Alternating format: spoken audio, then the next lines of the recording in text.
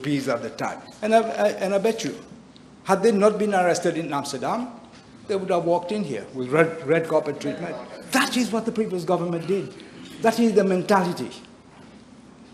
In 2000, and who can forget the hilarious and yet very serious incident when an exhibit of heroin in the custody of the police, when it was brought to court, it turned out to be la mouche chinoise. You can see the nexus. There has been cooperation right across the board.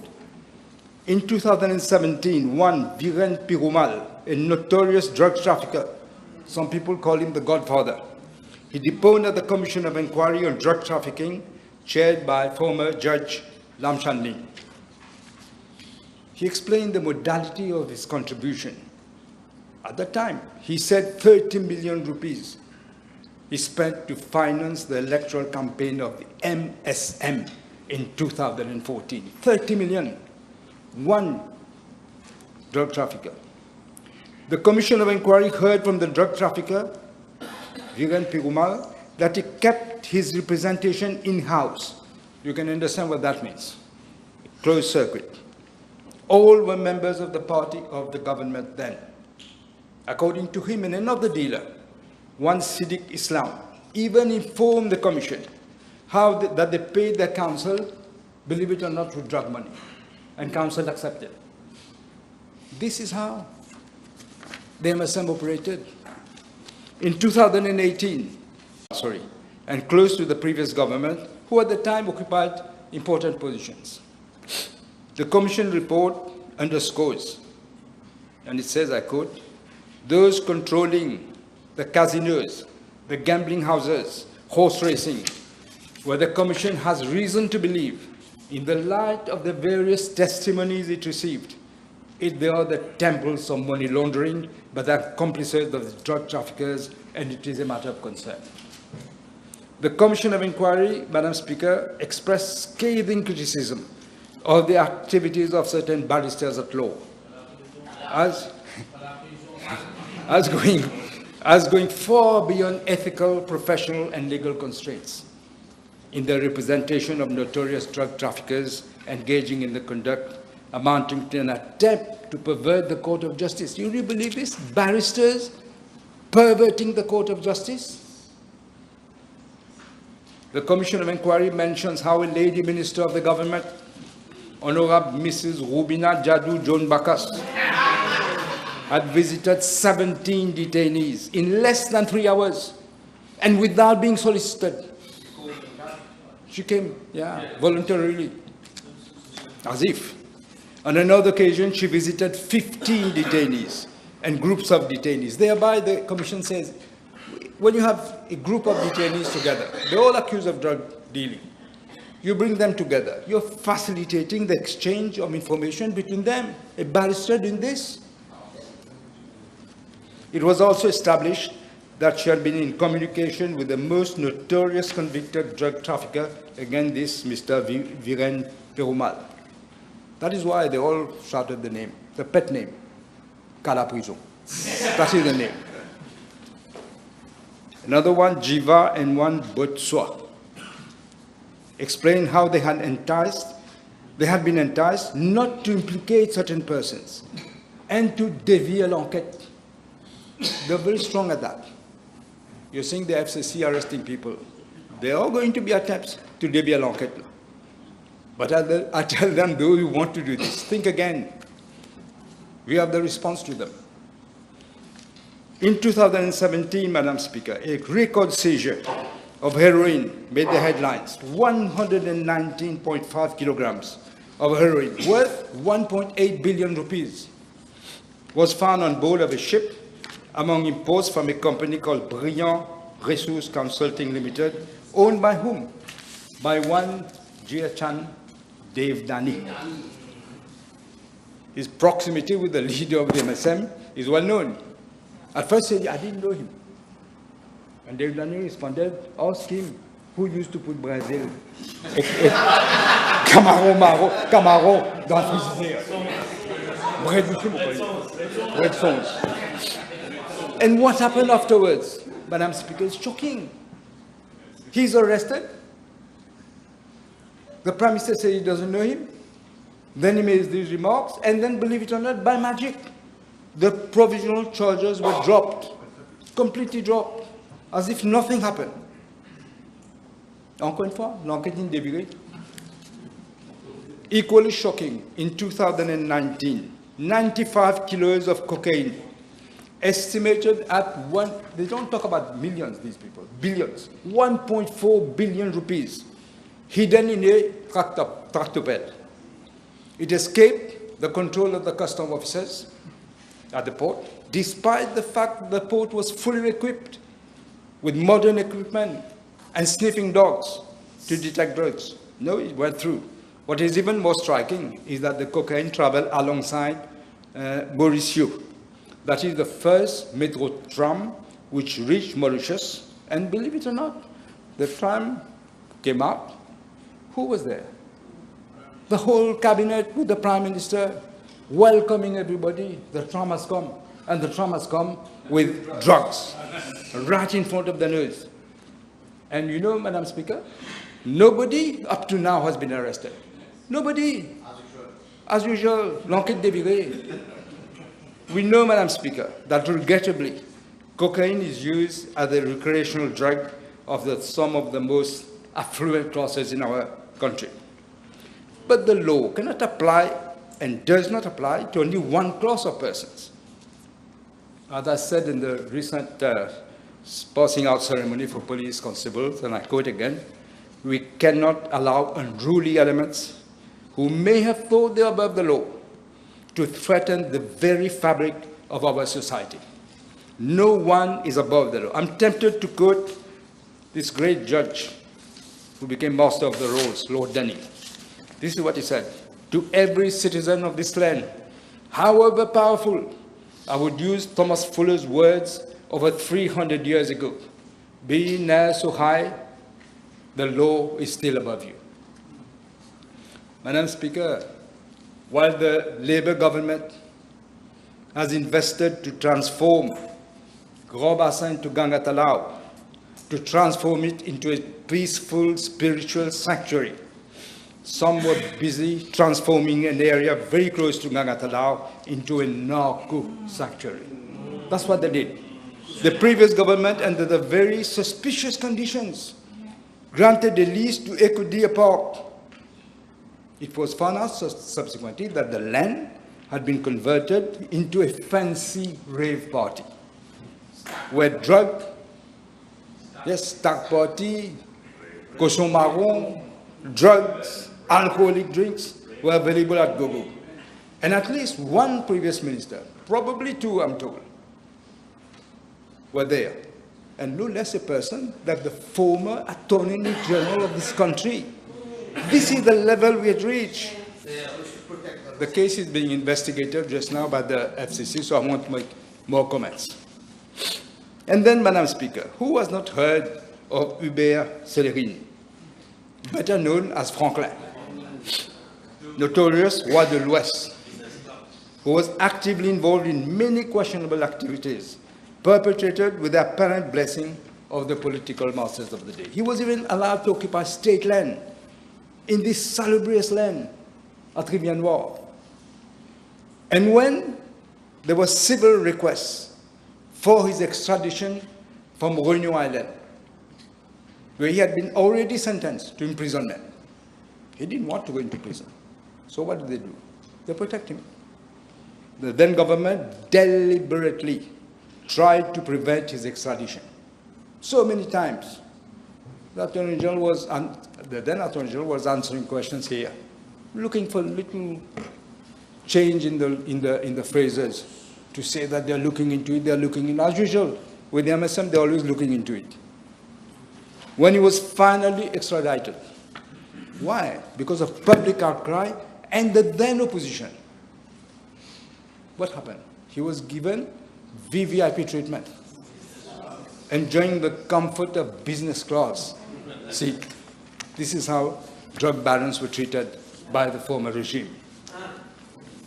It begs the question, Madam Speaker, is it sheer coincidence that each time the MSM has been in power, Each time we saw a prolific resurgence of drug traffickers in the country. Is it a coincidence?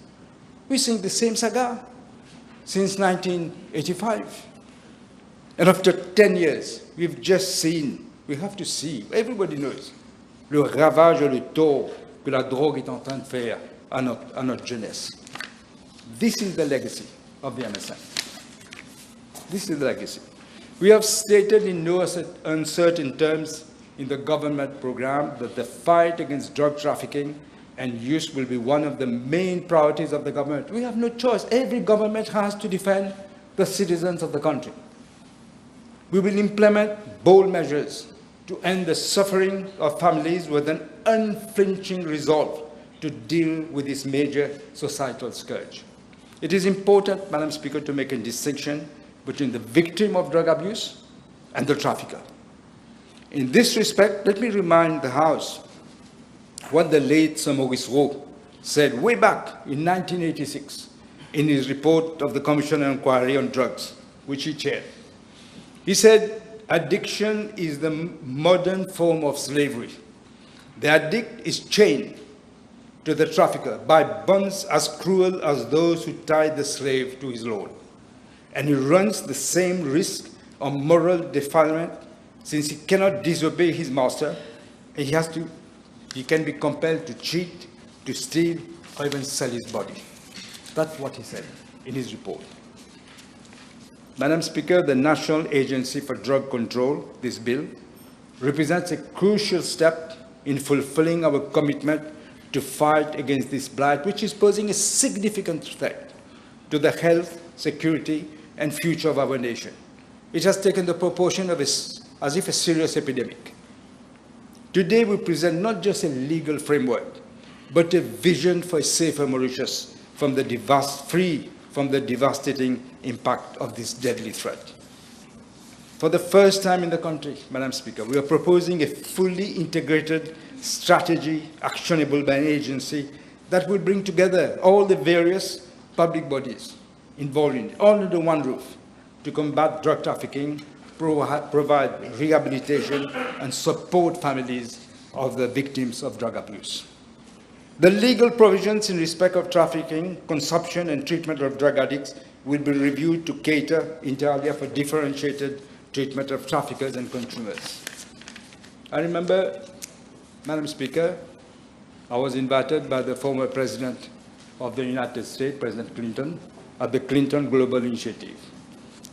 And during dinner, he asked me, are you using methadone in your country for treatment? I had to say no. I can't say I was aware of it either, but I said no. And he said it is one decision that he regretted when he was president. He regretted that he never used methadone. And he immediately made funds available for antiretroviral drugs for HIV patients and earmarked part of it for the provision of methadone. We received in all $36,270 US.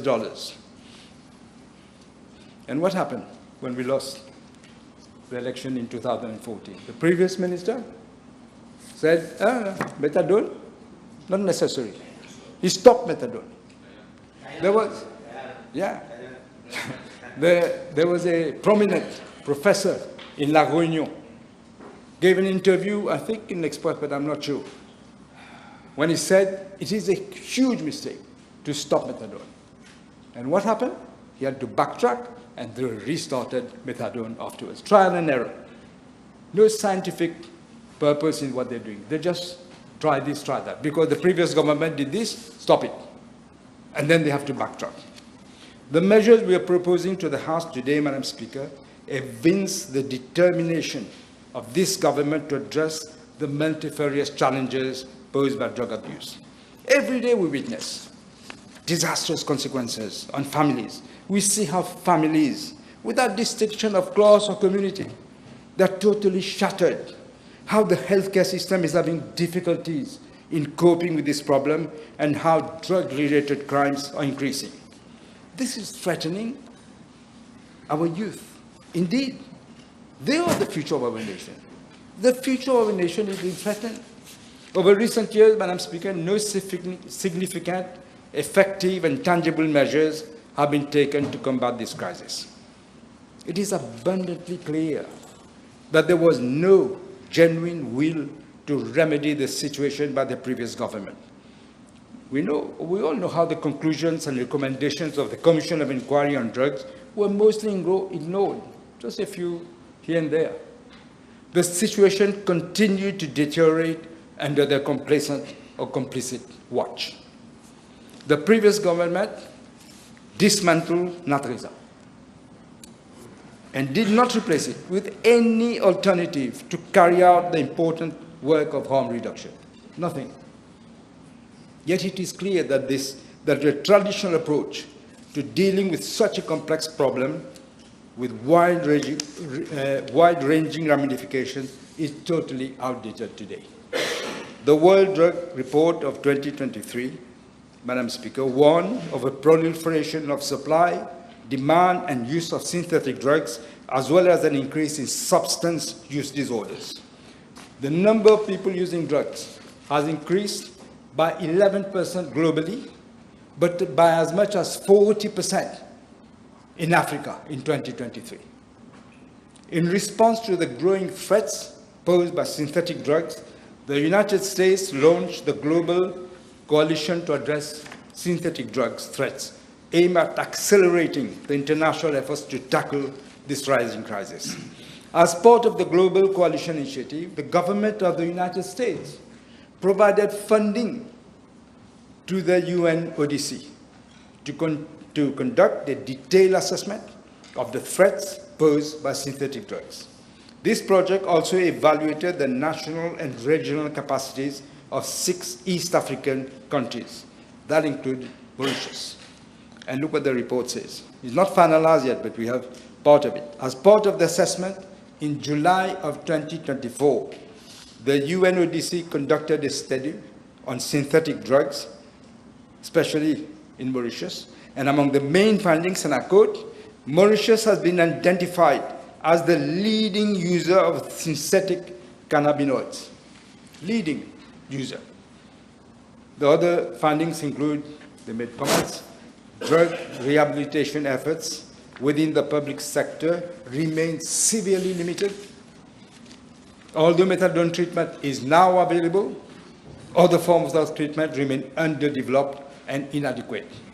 Psychological support and interventions, including traditional medicine where available, need further strengthening. In fact, they were not using anything. And with limited resources and insufficient follow-up, many individuals either fail to comply or become in relapse after finishing the treatment.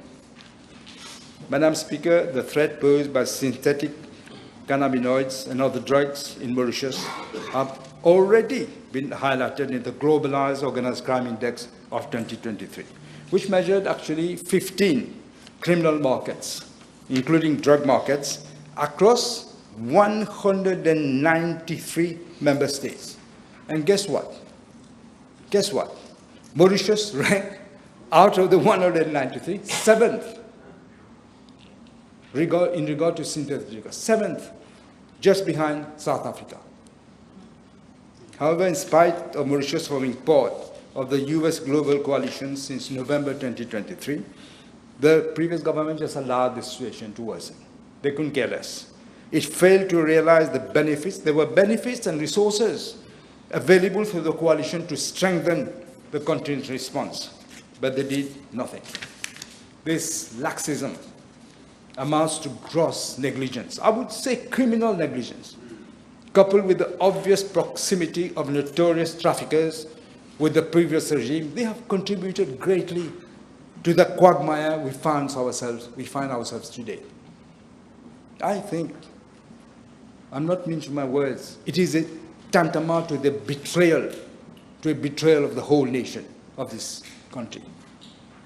We cannot and will not continue to pay lip service to the challenges related to national security, including those relating to drug trafficking. We know, Madam Speaker, most of the drugs available in Mauritius, from the reports we see from ATSU and all this, that most of it come from the sea. It is a fact that we can, not all, but most, it is a fact that we cannot deal with the drug problem in isolation. We cannot. We are partners through the Indian Ocean Commission with countries of the Indian Ocean for sharing of information and joint patrolling of our respective maritime zone. The actual Commissioner of Police, who was at ATSU, he was cooperating fully. We're getting advance information, even, I said mostly from the sea, but even on planes. Information was shared. Here it seems with the MSM, not interested to share information. The Regional Maritime Information Fusion Center in Madagascar is responsible for producing a single recognized maritime picture of Western Indian Ocean and identifying vessels of interest. The Regional Operations Center in Seychelles is dedicated to the coordination of the regional operations at sea with respect to maritime safety and security in our region. But the truth is, Madam Speaker, the previous government failed to act on the information they received. It received on the suspicious movement of ships, most probably transporting substances through our waters, but they did not respond. I'll give you an example. In June of last year, there were 2 ships coming towards nearing our shores. One was heading to Seychelles, and the other one was heading here to Mauritius. The one that went to Seychelles, because they got information, was arraigned by the Seychelles authorities, and 900 kilograms of narcotics were seized. 900. However, what happened to the ships advancing in our waters? They were allowed to move freely. Nobody even stopped them. The police were made aware of this information. They were made aware.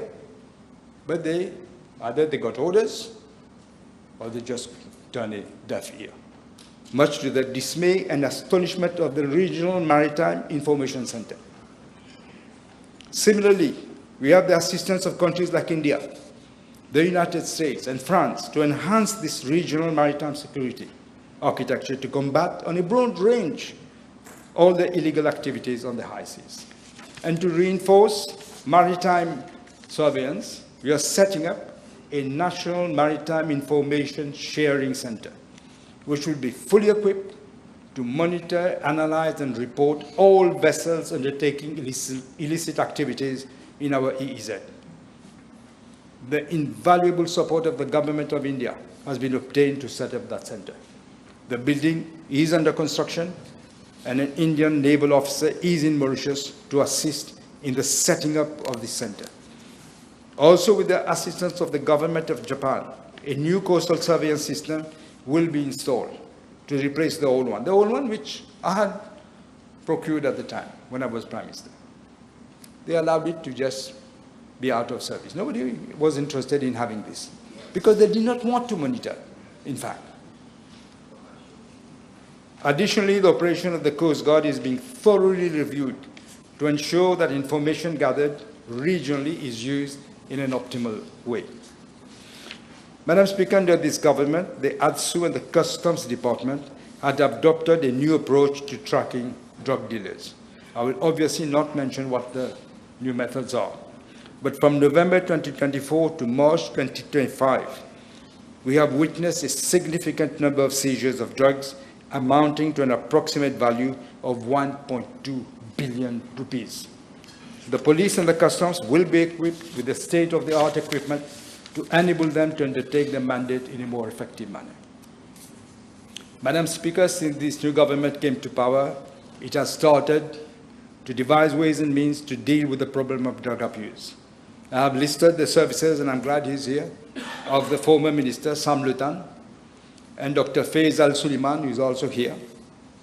The latter, everybody knows Sam Lutan, but maybe not everybody knows Dr. Suleiman. The latter is a graduate of Johns Hopkins University from the United States of America. He possesses wide experience in addiction medicine and HIV/AIDS. Both of them have extensive experience in the field, and they will focus on prevention, treatment, and enforcement and harm. More importantly, Madam Speaker, what we need is people who want to do something, not people who are going to sit there like, I don't know, des poupées en cire, doing nothing, just to show they are there and get money for it, getting paid for it. What we don't want is this. We want people who are determined, like these two gentlemen are, to put an end to this terrible scourge that is happening. They have worked already closely in collaboration with the Deputy Prime Minister, with the Attorney General, and my office. And within a short time, I must say, within a very short time, they have come up with a bill to set up an agency for drug control. I'm indebted, we are indebted to them for the prompt and effective work. Madam Speaker, the bill will establish the National Agency for Drug Control as the apex body responsible for addressing all the problems that are connected with drug abuse. And also, not just Mauritius, but also Rodrigues. They will look through the reduction of supply, drug use prevention, treatment, and all this. It will be a balanced approach. This is in line with the most recent United Nations Resolution 79191 of 2024, which continues to stress the importance of a balanced approach, integrating measures for demand and supply reduction, and ensuring that drug control policies are in line with human rights obligations. It underscores the necessity of international cooperation and implementation of evidence-based practices in drug policy. Not just somebody just dreams of something. It must be evidence-based. This is how you can fight this. Madam Speaker, let me give the House an outline of the bill. The bill provides for the setting up of this National Agency for Drug Control, which will have broader responsibilities and powers than the defunct National Agency for Treatment and Rehabilitation of Substance Abuse, that is NATRESA.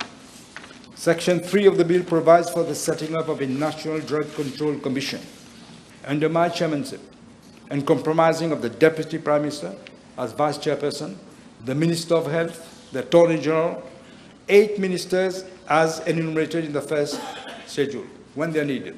Other ministers as the Prime Minister may designate.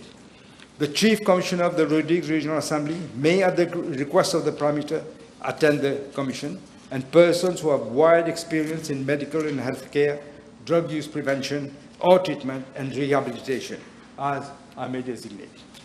Section 4 of the bill defines the functions and powers of the National Drug Control Commission, which include, among others, setting up national objectives and goals, and determine policies and priorities with regard to drug control. Secondly, to oversee the overall coordination of all drug control activities in Mauritius. That is why I say it is under an apex body for greater collaboration and synergy among stakeholders.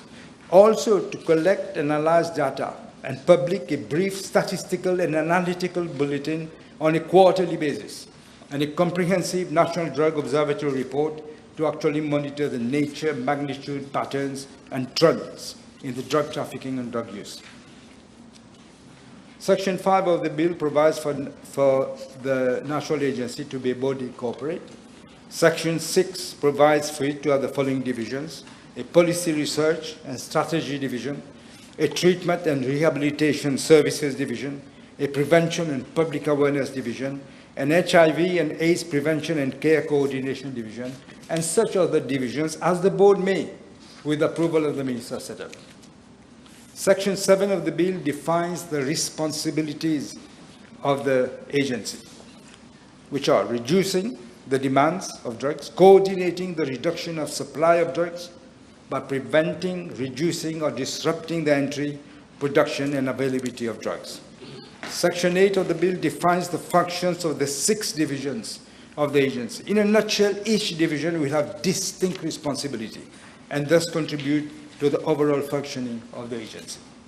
The Supply Reduction and Coordination Division will coordinate national law enforcement efforts to ensure compliance with local, national, and international drug control laws and international conventions. It will also facilitate cooperation with the police, the Customs and Excise Department, and the Mauritius Revenue Authority, and also local and international organizations. More importantly, it will assist the Financial Intelligence Unit and other relevant organizations, such as the National Crime Agency, for which we will legislate very soon, in due course, in tracing and detecting money laundering and forensic financial trades related to drug trafficking. The Treatment and Rehabilitation Services Division will work in close collaboration with the Ministry of Health, the NGOs, and the Drug Users Administrative Panel for the treatment and rehabilitation of persons who use drugs and their social integration back into society. It will also establish and manage, in collaboration with the private sector and relevant government organizations, vocational training and employment programs for persons who are recovering from drug use disorders. The Prevention and Public Awareness Division will lead national awareness campaigns, carry out workshops, and develop and implement a family-based drug prevention program. Section 9 of the bill provides for the setting up of a drug control board for the administration and management of the NADC. There will be a chairperson and representatives of various ministries and organizations, as well as representatives of civil society. Section 18 of the bill provides for the agency to prepare an annual report and submit to the minister together with an audited statement of accounts in every financial year. This was totally lacking before.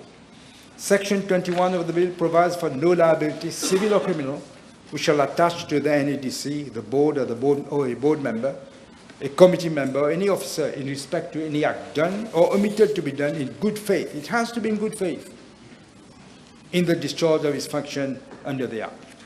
Section 25 of the bill provides for the protection of whistleblowers to encourage reporting of illicit activities. We will be careful because we know how Mauritius is. There will be some fake whistleblowers as well. We will be very careful with this. No civil or criminal action shall be taken against any person who makes a report or disclosure. It has to be in good faith.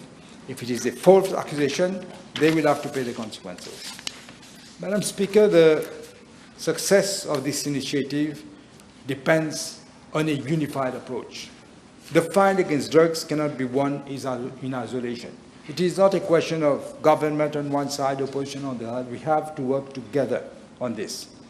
Il faut une prise de conscience collective. Il faut responsabiliser chaque Mauricienne, chaque Mauricien pour briser cette prolifération de la drogue qui est en train de faire des ravages dans notre pays, dans notre société, et tuer notre jeunesse, notre avenir.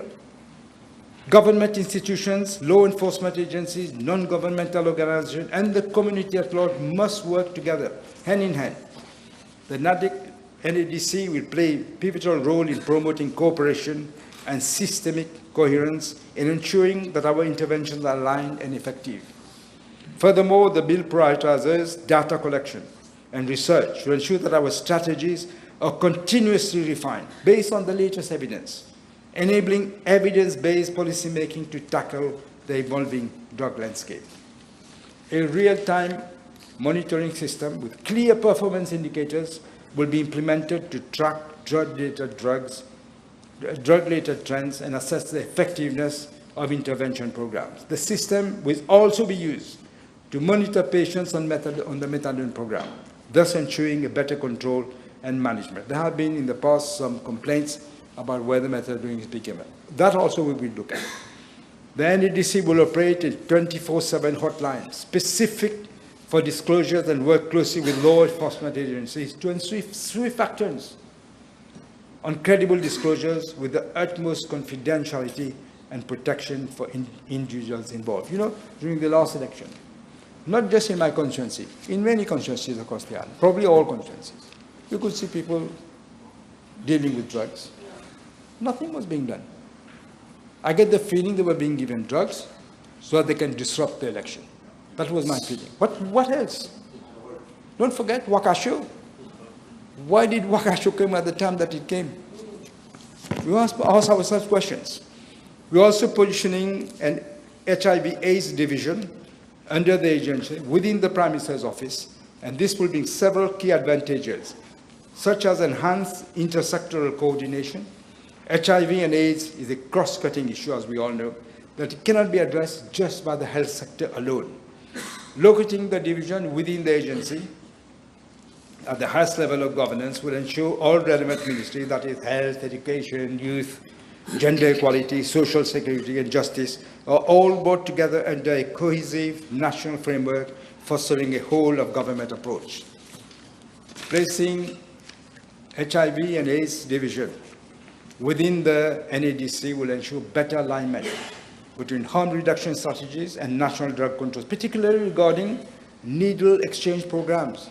This is where the connection is. Opioid substitution therapy and rehabilitation initiative. This integration will lead to smarter, more efficient, and more compassionate policies for vulnerable populations. Madam Speaker, a centrally located division will better coordinate national budgets, donor funding, technical support. It will facilitate synergy between the various partners and avoid what has happened in the past, duplication of efforts, and will ensure that our national strategies are guided by consistent policies and a unified vision.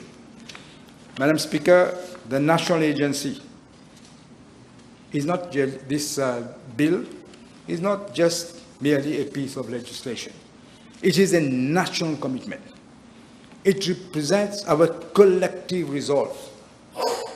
We need to safeguard the future of our youth, as I said earlier, protect our communities, and ensure that Mauritius doesn't fall victim to the far-reaching consequences of drug abuse. Madam Speaker, we have a duty to our children, to our families, to our nation, to act decisively. I urge all members of the House to support this bill, as it is a decisive step towards a drug-free Mauritius. Let us stand together in demonstrating our unflinching resolve to fight drug abuse and trafficking and secure a healthier, safer, and more prosperous future for all. Unless means of harm to stop the decline and decay we have witnessed for the last decade, every one of our children is at risk. No Mauritian family is immune from this threat. Far too many have woken up one day to the tragic realization that a son or a daughter has fallen prey to the predators and parasites who seek to prosper from this disgusting criminal trade. I remember, Madam Speaker, I went to a wedding at Confoco. When I came out, as usual, people wanted to take pictures with me, even when I was in the opposition. And one guy came up to me and said, "Could I take a picture with you?" I said, "Yes, no problem." He stood there. He gave the phone to one of the policemen with me, and he said to me, "You know, I want to tell you something. I had voted against Labour Party last time, but now I'm praying every day that you come back to power, because my son has fallen into drug abuse. He's coming at home. He's beating up his mother, beating up the father, stealing money, stealing jewelry, just to be able to buy drugs. This is what we have to stop. This is why I say we have a duty to act decisively. Unless, as I say, no Mauritian family is immune from this threat. And we have to stop them. In this battle against drugs, none of us should look the other way. All of us must bear the responsibility of playing our part in defeating the social poison. This social poison they have inserted into the lifeblood of our nation. That is what they've done. And in that battle, each one of us, Madam Speaker, is on the front line. I commend the bill to the House. Thank you.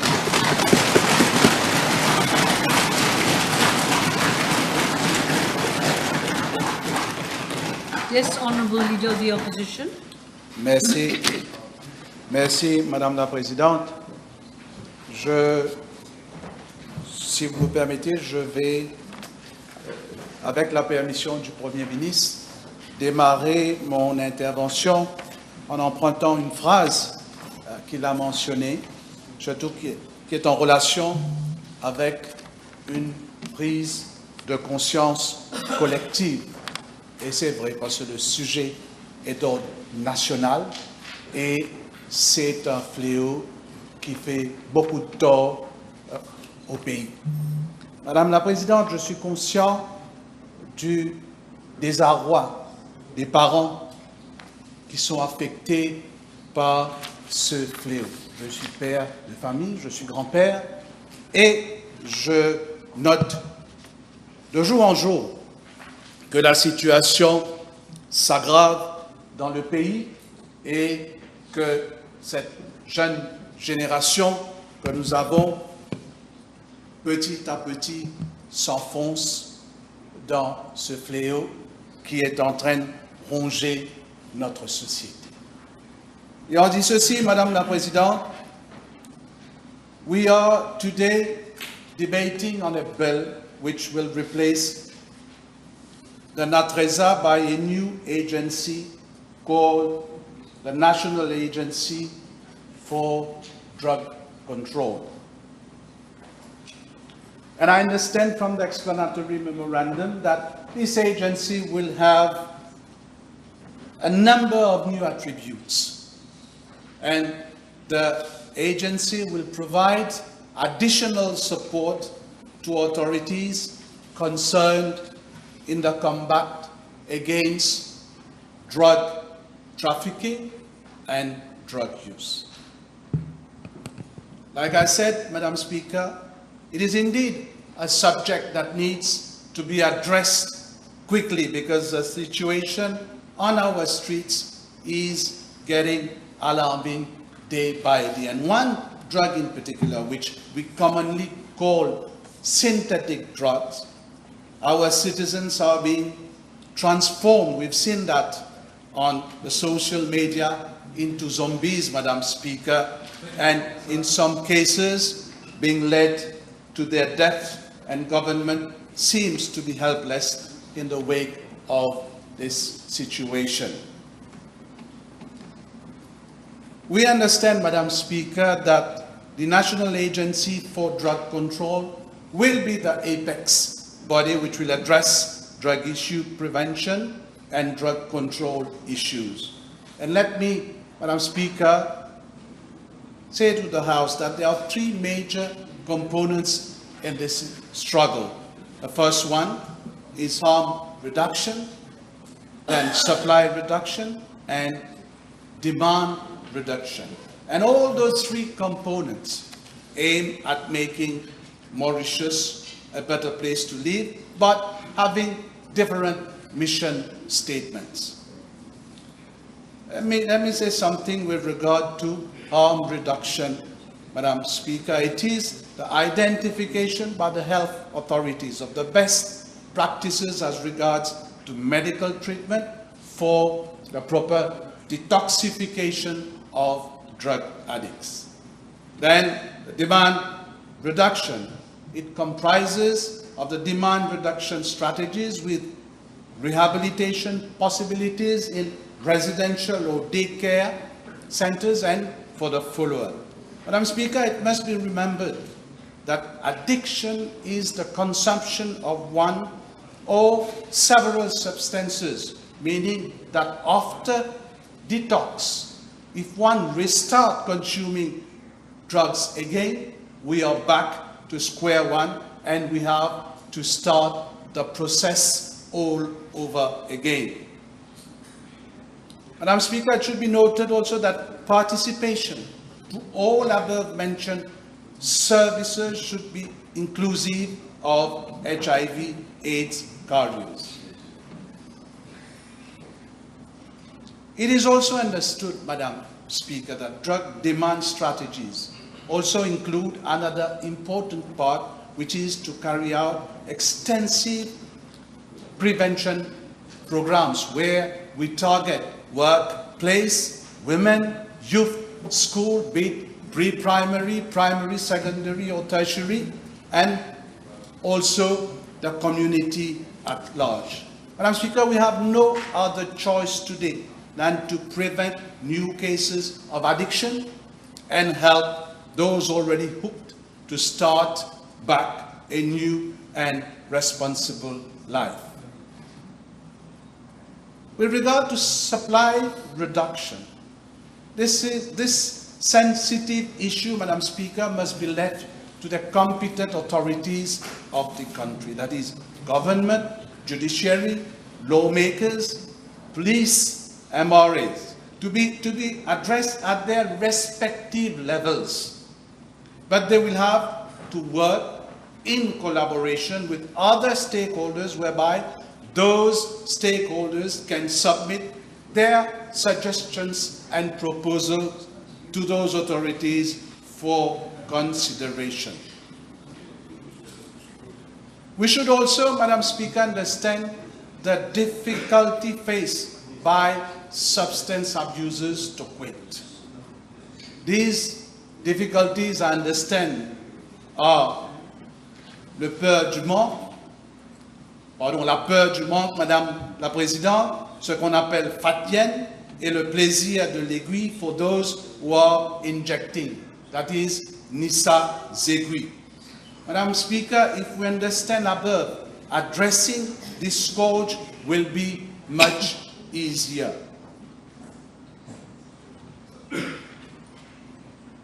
I heard the Honorable Prime Minister spoke about methadone treatment.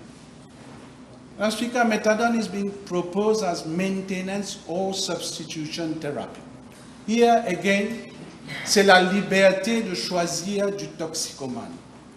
Methadone was introduced in Mauritius not to stop drug addiction, but to break the fast spreading of HIV/AIDS disease among injecting drug users. In fact, Madam Speaker, it must not be forgotten that methadone is a high addictive opiate, and it will be much more difficult for an addict to detox from it.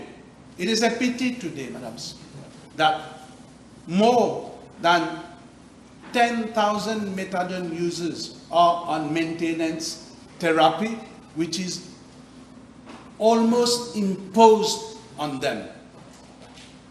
I believe that they should be left with the decision and use it on a tapering basis until they are clean.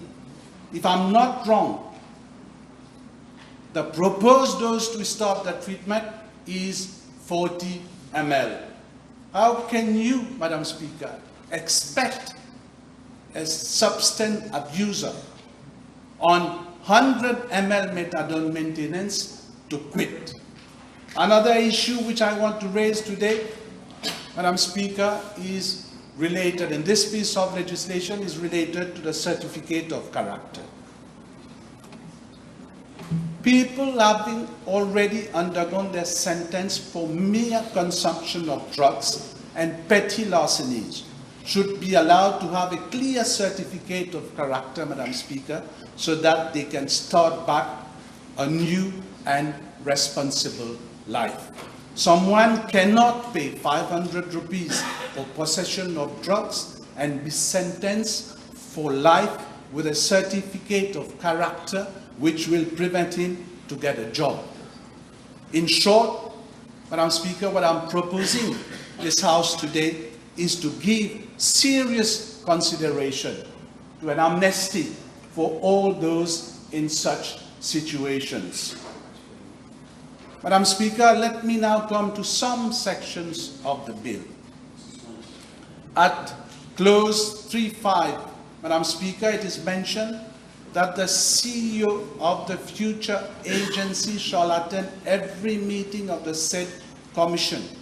However, at clause 5.3, it is said that the NADC shall not be under the direction or control of any person or authority. I can hardly imagine a CEO of such an agency, Madam Speaker, who is being nominated by the Prime Minister, forced to attend meetings chaired by the same Prime Minister and make decisions that will go against the will of the very Prime Minister, Madam Speaker. I believe, Madam Speaker, that this new agency should have been fully independent, with no interference from the executive, that is the Cabinet of Ministers, but answerable to Parliament. It is only through this way, Madam Speaker, that we would be guaranteed the collect and analysis of real data on the situation of drugs prevailing in our country. And I must say, Madam Speaker, I have no qualms with my friend, the proposed CEO of the National Agency Drug Control, who has spent most of his life combating scourges that affect our youth, including drug abuse, and he was also one of the assessors on the Commission of Inquiry against Drugs instituted in 2017. But, however, I think il va m'excuser pour ce que je vais dire. I believe his views and methods might be outdated in comparison to what is being implemented in other countries to combat drug use, and I will comment further on that at a later stage. Mais je le souhaite bon vent et qu'il réussisse dans le travail qu'il va entreprendre. Comme mentionné, Madame la Présidente, dans le projet de loi, 5 divisions vont opérer sous cette commission. Et je voudrais faire 2 commentaires. Le premier concerne the Treatment and Rehabilitation Services Division. And I hope it will look into pharmacological and physiosocial treatment. Yeah, I said pharmacological and physiosocial treatment. Et le second concerne le Supply Reduction and Coordination Division. There, I hope the role and responsibilities of that division will be clearly spelled in order to avoid any misunderstanding with the law enforcement sectors. Madam Speaker, Clause 7 deals with the objects of the National Agency for Drug Control. And I wish to refer the House to Clause 7B. My question with regard to that Clause 7B is whether it will also include precursor chemicals and other chemical substances used in the manufacture of illicit drugs. Toujours concernant cette section 7B, Madame la Présidente, et je cite, to coordinate the supply reduction of drugs by preventing, reducing, or disrupting the entry, production, and availability of drugs. Ma question, c'est est-ce que cette section veut dire que la NADC va participer à la saisie des drogues? Si c'est le cas, Madame la Présidente, je ne pense pas, Madame la Présidente, que ce soit une sage décision de mélanger saisie de drogue, arrestation, réhabilitation et réinsertion. À la section 24 de ce projet de loi, il y a une clause sur la confidentialité et une amende pouvant aller jusqu'à 100 000 roupies et une peine de prison pouvant aller jusqu'à 2 ans d'emprisonnement contre toute personne qui, sans aucune excuse valable, va à l'encontre de cette section. Soyons sérieux, Madame la Présidente. Nous savons tous. Let him develop his ideas. Allez. Nous savons tous, Madame la Présidente, qu'un baron de la drogue peut récompenser une taupe avec 2 voire 10 fois cette somme pour une précieuse information qui permettrait d'éviter de perdre une importante cargaison de drogue, voire même de se faire arrêter. Et d'une façon générale, je pose la question, sommes-nous pas en train d'ajouter une lourdeur administrative inutile sur un processus qui se devait être discret, efficace et une entité qui aura à sa disposition un budget colossal? Madame la Présidente, nous sommes en train de remplacer la NATRESA que j'estime qui avait fait un bon travail par le National Agency for Drug Control. NADC. Est-ce qu'il y a eu, ma question c'est, est-ce qu'il y a eu consultation avec ces acteurs avant de proposer ce projet de loi à la Chambre. Les acteurs, vous voulez dire? Madame la Présidente. Les partenaires, vous voulez dire? Oui. Oui. Madam Speaker, under the previous government, whether they agree or not, a huge step was made by amending the Dangerous Drug Act in 2022. La possession de drogue à usage personnel a été décriminalisée depuis 3 ans. Comme c'est le cas dans plusieurs pays, nous avons décidé de traiter les usagers de drogue comme des patients qui sont ainsi placés sous des traitements par le ministère de la Santé. Dans la même foulée, Madame la Présidente, nous avions introduit l'utilisation du cannabis médical. Et c'est cette décision qui a donné lieu au débat sur la légalisation ou non du cannabis à usage récréatif. Et j'estime que la question mérite d'être posée. J'aimerais bien que le Premier ministre, dans son séminaire, nous donne les chiffres du nombre de saisies de drogue synthétique effectuées depuis le début de l'année. Bien sûr, Madame la Présidente, je ne fais que relancer le débat. Et cela ne veut pas dire que je suis pour la légalisation du cannabis. Comme le Premier ministre adjoint l'avait affirmé sur une radio privée à la veille des dernières élections générales, je pense, moi aussi, que la question mérite d'être posée, Madame la Présidente.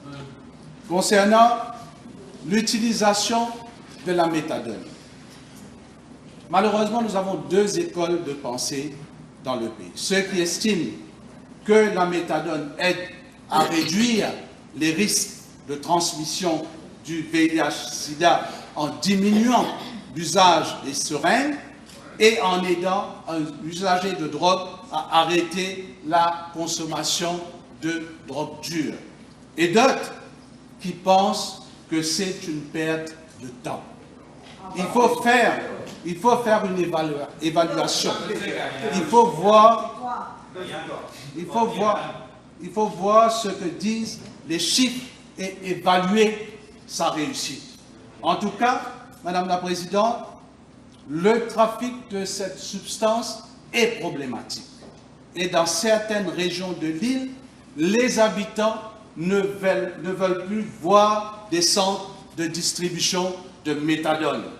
Et il y a aussi une stigmatisation terrible envers ceux qui prennent de la méthadone. Madame la Présidente, la section 8.1b4 de ce projet de loi fait mention d'un real-time tracking system. Est-ce que le Premier ministre peut donner à la Chambre plus de détails sur ce système et comment cela va se passer dans les faits? Madam Speaker, I welcome the initiative to introduce the education sector on the agenda of the NADC. It should start with our youth. They should understand why it is not an act of bravery to consume any drugs. Obviously, there is peer pressure and lack of maturity. I'm sure we have all seen the video of a student inhaling what seems to be some kind of deodorant from a plastic apparatus. And I hope the minister does not claim that this happened when the previous regime was in power. We need to act. Our children need to realize that their lives are at stake, and such behavior, Madam Speaker, is not tolerable. Taking on board the education sector is, I believe, a step in the right direction when it comes to drug use. Madam Speaker, With regard to HIV/AIDS, I noticed that the bill also includes the prevention and reduction of risk of transmission of HIV/AIDS. There is a clause, that is clause 8.1d, and HIV and AIDS Prevention and Care Coordination Division, which are stated in the piece of legislation, has clear functions. I would like for the Honorable Prime Minister to enlighten the House as to what will happen to the NGO pills, whose sole function, Madam Speaker, is exactly what this bill provides for. Has there, if I may ask the question, has there been proper consultation with that NGO before coming forward with that proposal, Madam Speaker? Madam Speaker, we need to bear in mind that NGOs are essential in dealing with such matters, as this subject is extremely sensitive. And we know how reluctant people are to go to government services to benefit such facilities. To conclude, Madam Speaker, like I said earlier, the drug problem has three axes, namely harm reduction, demand reduction, and supply reduction.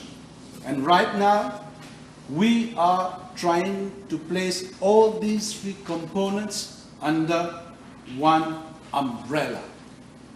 Like I said, let us give time to time and see whether this will work out. Le fléau de la drogue ne date pas d'hier. Le gouvernement précédent avait pris le taureau par les cornes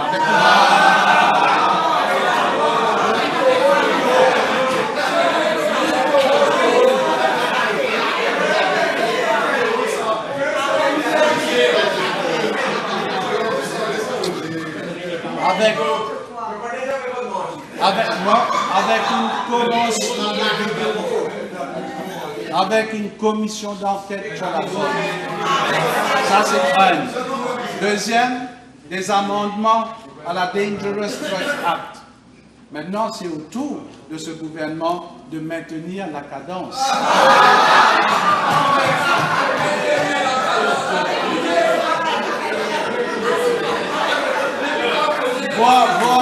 Voire d'essayer de faire mieux, Madame la Présidente. Soyons sérieux, pendant que nous sommes en train de débattre sur ce projet de loi, n'oubliez pas ceci. Au même moment, il y a un jeune qui est en train de consommer de la drogue synthétique ou de s'injecter de la drogue dure dans ses veines. Il y a un père, une mère, une famille meurtrie par la perte d'un être cher, emporté dans l'enfer de la drogue. Tout cela, Madame la Présidente, c'est pour vous dire que j'ai des doutes aujourd'hui sérieux sur la capacité de cette nouvelle institution à fournir des résultats. Mais je reste optimiste. Je reste optimiste quand cela concerne l'avenir de nos enfants. J'en ai dit, Madame la Présidente. Merci. Yes, Honorable Minister of Health, please. Madam Speaker, this is not simply a simple legislation. This is a bold, historic, and unparalleled step, a Herculean task to reclaim our society, to rescue our youth, and to restore public trust. We have to congratulate the government in taking this revolutionary decision, because we know everybody in the streets will tell you enough is enough. We had enough of it. Never again can we allow this scourge to afflict our society and our family. Just imagine a father who loses his son or even his daughter or grandson carrying the corpse of his son, of his young son, to the cemetery or to the cremation ground. What must be the feeling? What must be the feeling of that person and that we witness almost every day in this country. And so this is a scourge which has to be washed out. And we have to congratulate this government. At least we had the courage to come forward with such a legislation. We are here today to establish a national agency for drug control under the direct aegis of the Prime Minister. I heard the leader of the opposition stating that they shouldn't have been under the Prime Minister. This is what, in fact, he said. But who? I don't understand his mind. There can't be any other person, any other institution better than the head of the executive to undertake such a work, and he deserves all our congratulations. This is a decisive structure, an important structure to lead the fight against drug epidemic that has crippled our nation for far too long. This agency will represent a complete overhaul of our national drug response. It will strengthen our institutions. It will coordinate intervention with precision and compassion, ranging from education and prevention to treatment and rehabilitation to harm reduction, social integration, and supply control. At the center of this national revival stands a man of courage, foresight, and conviction, the Prime Minister. It can't be any other authority better than this. Despite shouldering the monumental task of running a nation which is economically and financially shattered, a nation today on its knees and rescuing these shattered finances inherited from an MSM-led government, he has chosen to take personal responsibility for the leadership of this agency. It is a mark of conviction, not convenience. Madam Speaker, this is what true statesmanship looks like. I salute him for it, and I salute the Deputy Prime Minister for the support and the contribution that he had brought to this project. And I know how many hours he has spent in supporting this move. Madam Speaker, if any new agency if this new agency represents our future, let us confront our past. The past is dead and buried, but it is important for us to have a peep at it, to have a look at it, so that we can forge ahead in future. It is a past that is marked by criminal and political negligence, institutional decay, and human suffering. It is a past that was shaped by the MSM-led government, whose record on drug is one of complete failure, a complete disaster, and it was a complete curse for our country. We all know how heroin flooded Mauritius in early 1980s under the MSM-led government, and more recently how synthetic drugs started to destroy our youth since they took office in 2014. How can we forget the dark days when MSM goons and drug peddlers would claim from housetop that gouvernement d'un ulame? We still remember that. We remember the crime that was committed in early 80s in Bazaar for Ulvi, where criminals openly were moving up and down the streets and claiming that nobody can touch us because government is in our hands. So we still remember that. 4 members of parliament are just, the Prime Minister spoke about it, arrested abroad. The then High Commissioner of Mauritius in England was arrested. Those were the darkest days of our Mauritian history. The shameful acts committed by political nominees and potentates and goons made us bow our head in shame. Internationally, we had lost all our respect and credibility. The recent case of truck propel before the nose of the Prime Minister and ministers, gas cylinders, and the involvement of the famous enfants Lacaze was recently, it was disgusting, all of us know. It is therefore no wonder that substance misuse exploded under their watch, and the numbers are undeniable. Madam Speaker, in 2021, 7.4% of Mauritians aged 18 to 59 reported using illicit drugs. Today we have a population ranging from 55,000 to more than 100,000 of substance abusers. By 2024, drug abuse had become so widespread that 37% of citizens, according to Afrobarometer, identified it as one of the top 2 national issues, second only to the cost of living. The survey indicates widespread dissatisfaction with government's effort to combat the drug crisis. 70% of citizens perceive strategies as inadequate. The question, simple question that we asked, when they had all these facts and figures, what action had they taken? You go to any street, either village or city or the towns, everybody knows the addas, the centers, the pivoting point where drugs were sold. But no action was taken because these were the goons who had to vote them to bring them back to power again. That is the reason why they allowed the political ambitions, they allowed it to go higher than the interest of the nation, the interest of the common man. Madam Speaker, our streets are overrun by synthetic drugs like Black Mamba and Rambo.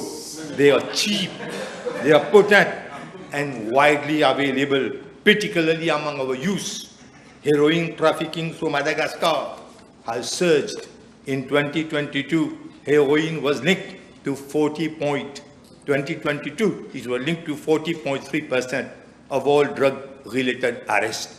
According to National Drug Observatory report, in 2022, there were 1,008 drug-related admissions in public hospitals, 50.1% due to synthetic drugs, 30.7% due to opioids. Most patients were aged 20 to 37, the backbone of our future, that is our youth, were involved in that. While young people fought for their lives, our support system collapsed. This is so because a study among Mauritian male addicts and published in 2022 showed that 17% were able to abstain from drugs for a period of only 1 to 3 years. That is not a reflection of moral failure, that is a reflection of systemic abandonment. Hardly they will get out of it and they go back again to it. What was the MSM government's response? Let me state this clearly. As soon as they came to power, in December 2014, the then Minister of Health tried unsuccessfully at that time to stop methadone program for freeze. And National AIDS Secretariat was removed from the office of the Prime Minister deliberately. That was another nail in the coffin of those who are fighting against HIV and AIDS and against the drugs. They dismantled Natreza. And I heard just now the leader of opposition stating that Natreza is being replaced. But Natreza was dead and gone at that time. They had destroyed it, killed it. It's not a replacement. This law is not replacing Natreza. Natreza is finished. They had finished it. And from that time, Natreza was eliminated till today. She's a harm, the calamity that has befallen the nation. And for this, they have to be condemned and never allowed again to take the wheels of power. Madam Speaker, Natreza was dismantled. The National Agency for Treatment and Rehabilitation of Substance Abusers, which had been the cornerstone of coordinated care and rehabilitation. With Natreza gone, they left a void, and the consequences, as I told, were devastating. Drug peddlers got complete freedom to do whatever they liked. Just imagine, they were so powerful, so strong, they could defy anybody to such an extent that even our gods and goddesses in Ganga Talab were not spared. This is what they had done. Madam Speaker, on one hand, the Labour-led government once proudly claimed, I remember we used to claim when we were in power that our aim, the Prime Minister used to say, our aim was to produce one graduate for every house. And the work of the previous government was to produce at least one drug addict for every house, in every house. That makes the difference. what was our aim and what has been their aim. So that is a gleam and shameful legacy that they have left us. That is their achievement. Instead of finding solutions, they were building illusions. To deceive the world, they set up a commission of inquiry on drugs. That was a grand display to show the world that they were really concerned. The truth is that they ignored most of its recommendations. It was a slap on the cheek of those who claimed that they are working wonders. They publicly congratulated those very people who were blamed by the Commission of Inquiry for drug situations in our country. All of us know. Under MSM government, the drug problem evolved into a public health catastrophe. It had a devastating impact on our HIV/AIDS response. Don't forget, in 2005, the MSM-led government left the country at the height of an HIV crisis, 925 new infections in 1 year, many among prison inmates with histories of injecting drug. But the Labour-led government took bold, evidence-driven and internationally acclaimed action. We implemented the methadone substitution therapy. I heard the leader of the opposition questioning the utilization of methadone.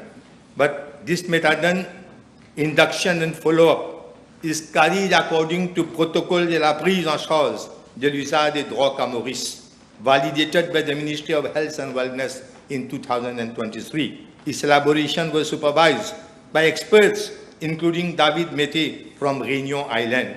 And methadone is supposed a gold standard as per WHO recommendation. And the dosage recommended, you were talking about the dosage recommended is 80 to 120 milligram. So we can't, he can say whatever he likes, but we know what we have done. They introduced medical cannabis. They introduced medical cannabis. And as a date, that was introduced around, I think, 2022. As a date, only 6 patients have been recommended and approved by medical cannabis therapy committees, and they are undergoing treatment. Only 6.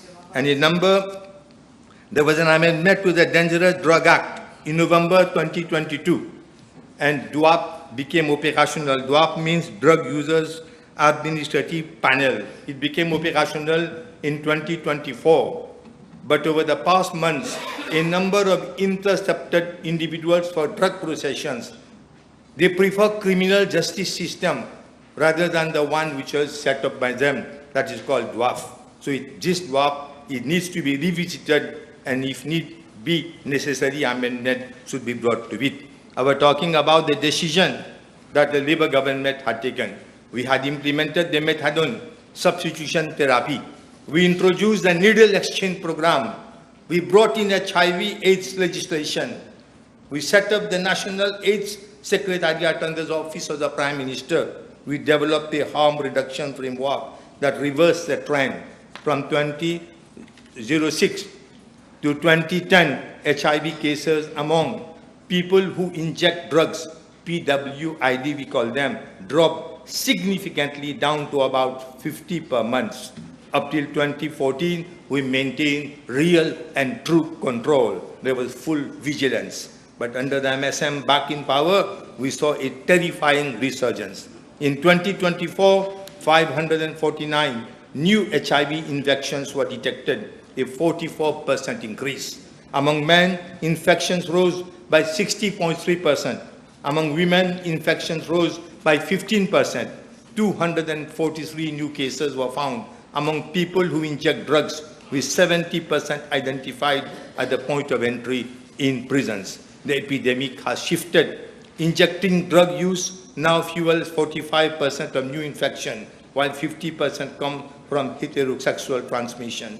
This means that the virus is moving beyond high-risk groups into population, carried on the back of unsafe behaviors, stigma, and reduced harm reduction coverage. The needle syringe program, NSP, and the opioid substitution therapy, OST, once effective, are now under-resourced and underutilized. As HIV became more manageable thanks to modern treatment, it's undetectable and therefore untransmittable. Hence, complacency sets in. Added to that was the devastating impact of stigma, discrimination, and legal barriers, which drive people away from services. People living with HIV or struggling with addiction are forced into hiding. When they hide, the virus spreads, the addiction deepens. But, Madam Speaker, we are here today to change all that. The National Agency for Drug Control will be a coordinating powerhouse, a unifying body across ministries and communities, institutions and NGOs, prisons and private clinics, homes and schools. It will coordinate public education and prevention, demand reduction among youth, rehabilitation that works, harm reduction that protects, social reintegration that restores dignity, supply reduction that disrupts trafficking networks. Critically, within this agency, we will establish a dedicated HIV and AIDS coordinating division to integrate the national HIV response with our drug policy. It will ensure alignment with UN AIDS 95/95/95 SDC and the Global AIDS Strategy 21 to 26. That 95 means 95% reduction in new HIV infections, 95% access to antiretroviral treatment, and 95% viral suppression. It will roll out community-based testing, treatment, and prevention. The new agency will monitor and evaluate progress in real time. It will mobilize resources, both nationally and internationally, and drive right-based advocacy to end stigma and discrimination. Madam Speaker, this is not merely a bill, it is a blueprint for national salvation. This is a message of hope to a mother who is despaired and distressed to see her child slip into addiction. This agency will be your ally and your friend. To the young woman afraid to seek HIV testing, this agency will protect your rights. To the man behind bar, ready to rebuild his life, this agency will open that door. This is the moment of redemption. This is our government fulfilling its mission and its promise. And this is the Prime Minister showing once again what leadership, vision, empathy, and courage can accomplish. This is what true leadership means: to lead, not to mislead, to guide, not to misguide, to serve the nation, not make the nation serve you. I again thank the Prime Minister and the Deputy Prime Minister, and I'll say you have worked wonders. Thank you.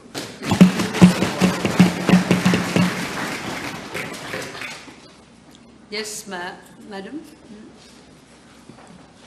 Merci, Madame la Présidente. Ce projet de loi, Madame la Présidente, représente une lueur d'espoir pour notre nation. Il marque une volonté sérieuse de structurer notre réponse à la crise nationale à travers une institution dédiée avec des objectifs bien définis. Madame la Présidente, dans ce projet de loi, 3 mots-clés ressortent et méritent toute notre attention: la réintégration, la prévention et la réhabilitation. Ces 3 piliers doivent devenir des fondements d'une politique cohérente, humaine et efficace contre la drogue. Madame la Présidente, permettez-moi d'aborder clairement les différents points en lien direct avec le projet de loi sur la création de la National Agency for Drug Control. La clause 2B est un point central dans la lutte contre la drogue, et si nous ne réussissons pas à perturber la chaîne d'approvisionnement, hélas, tout ce que nous allons mettre en place sous la clause 3B seront en vain. Je tiens donc à féliciter le ministre du Tourisme, l'honorable Richard Duval, pour l'initiative à venir équiper tous les bateaux de plaisance d'un automatic identification system. Ceux-ci permettront de mieux contrôler et surveiller les déplacements, ainsi la chaîne d'approvisionnement de la drogue sera fortement perturbée. Madame la Présidente, je voudrais humblement demander à l'honorable Premier ministre de bien vouloir modifier le first schedule de cette loi afin d'inclure le ministre responsable du tourisme dans la liste des ministres dans la Commission nationale de la contrôle des drogues, ou utiliser sa prérogative comme lui permet sous la clause 3 section 2F du Bill, ce ministère joue un rôle important dans la lutte contre la drogue, contre l'offre de drogue dans notre pays, car il réglemente et surveille les licences des bateaux de plaisance. Deuxièmement, il devrait inclure la campagne touriste que Maurice impose une peine sévère pour les importateurs de drogue avec une peine maximale pouvant aller jusqu'à 60 ans. Madame la Présidente, en examinant les articles 3 à 7 de ce projet de loi, je constate que les 3 points clés mentionnés précédemment sont traités par une division spécifique du NADC. Le Conseil de contrôle des drogues, composé des fonctionnaires d'organismes chargés de l'application des lois, ONG et d'organisations communautaires telles définies l'article 9, gérera la NADC. Il ne faut pas qu'avec une telle structure, la lutte contre la drogue, la réinsertion, la prévention et la réhabilitation des toxicomanes s'enlisent dans des procédures administratives lourdes, ce qui empêcherait notre pays de mener à bien ce combat crucial pour libérer notre jeunesse de cette menace. Et pour cela, je fais confiance à la National Agency for Drugs Control. Venons maintenant à la clause 8.1b de ce projet de loi, traitant de la Treatment and Rehabilitation Services Division. Nous devrions inclure des dispositions pour faciliter les démarches administratives concernant la garde des enfants dont les parents sont toxicomanes. Une prise en charge simplifiée par les membres proches de la famille est nécessaire afin d'éviter des problèmes administratifs dans des écoles et des hôpitaux, ce qui soulagerait les parents en cours de réhabilitation et les grands-parents qui souvent s'occupent de leurs petits-enfants abandonnés par leurs parents toxicomanes. La clause 8.1c, liée à la préservation, doit absolument prendre compte la réalité douloureuse, la prostitution infantile associée à la toxicomanie, Madame la Présidente. Des jeunes dépendants se tournent malheureusement vers cette pratique pour financer leurs addictions.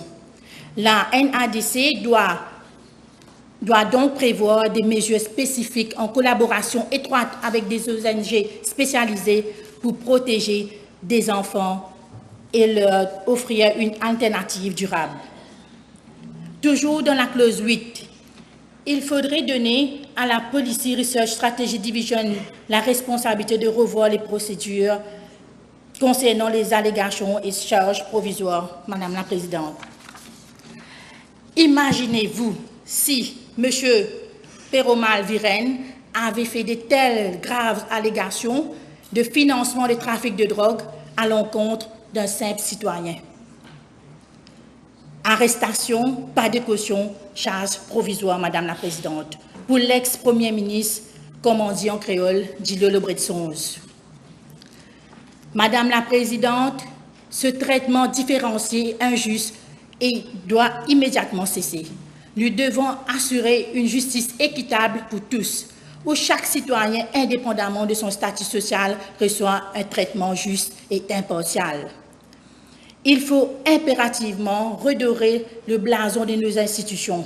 Et je salue le courage de l'honorable Premier ministre, le Dr Nabil Ramgoulam, qui a nommé un commissaire de police digne de ce nom, dont le travail a commencé à porter ses fruits avec des récents démantèlements et des saisies de records des drogues dures.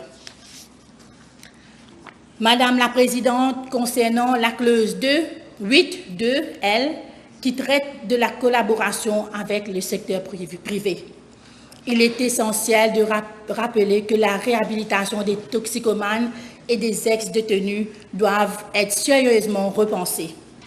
Aujourd'hui, le certificat de moralité représente une énorme barrière à la réinsertion sociale et professionnelle, Madame la Présidente.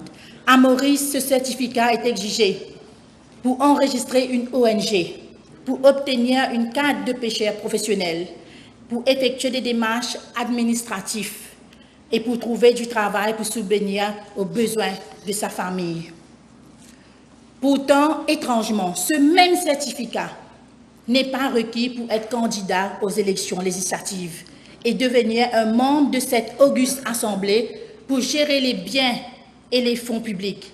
Cette incohérence est inacceptable et profondément injuste, Madame la Présidente.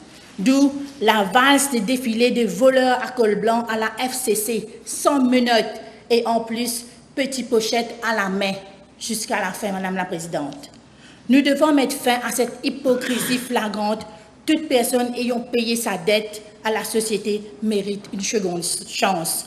Je propose donc qu'après une période de 10 ans ou plus, sans récidive, une grâce présidentielle automatique soit accordée sur les casiers judiciaires de ces personnes.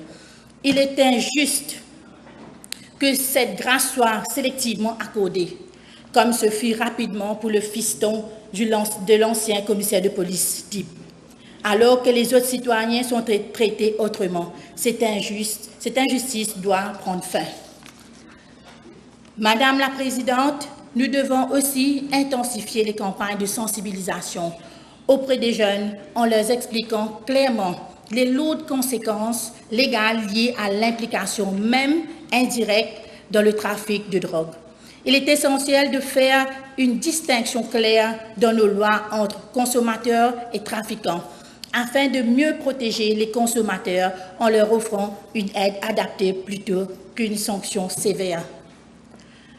Par rapport à la clause 25 concernant la gestion dénonciation d'anonymes, il est essentiel d'établir un cadre clair et juste. Actuellement, le mécanisme est trop souvent utilisé par les trafiquants pour éliminer leurs rivaux. Là-dessous doit arrêter ce système où gros poisson mange petit poisson. De plus, Madame la Présidente, là-dessous doit être équipé des tests rapides de détection des drogues. Qui ne se souvient pas de cet artiste arrêté par là-dessous pour des faits de trafic de drogue qui a passé 2 mois et demi en détention, où finalement, le rapport du FSL vient dire que c'était de la nourriture pour poissons. Madame la Présidente, 2 mois et demi en détention, exposé à la drogue, au VIH, pour une simple nourriture de poisson. C'est très grave, Madame la Présidente. Madame la Présidente, le lien entre la toxicomanie, la prostitution et la propagation du VIH est aussi très préoccupant. Je suis ravie de voir qu'il y aura au sein de la NADC un VIH and AIDS Prevention and Care Coordination Division avec l'intégration des programmes spécifiques, réduction des risques. Les mesures et les campagnes permettront à réduire significativement la transmission du VIH parmi les toxicomanes. Je vais dire ce que le leader de l'opposition n'a pas eu de guts pour dire concernant la clause 27 de ce projet de loi qui propose des amendements au Dangerous Drug Act. Il est aussi crucial d'amender le first schedule afin de retirer le cannabis de la liste des drogues dangereuses, Madame la Présidente. Cette recommandation est en parfaite cohérence avec la décision historique prise en 2020 par la Commission des stupéfiants des Nations Unies qui a voté en faveur du retrait du cannabis du 4e schedule de la Convention de 1961.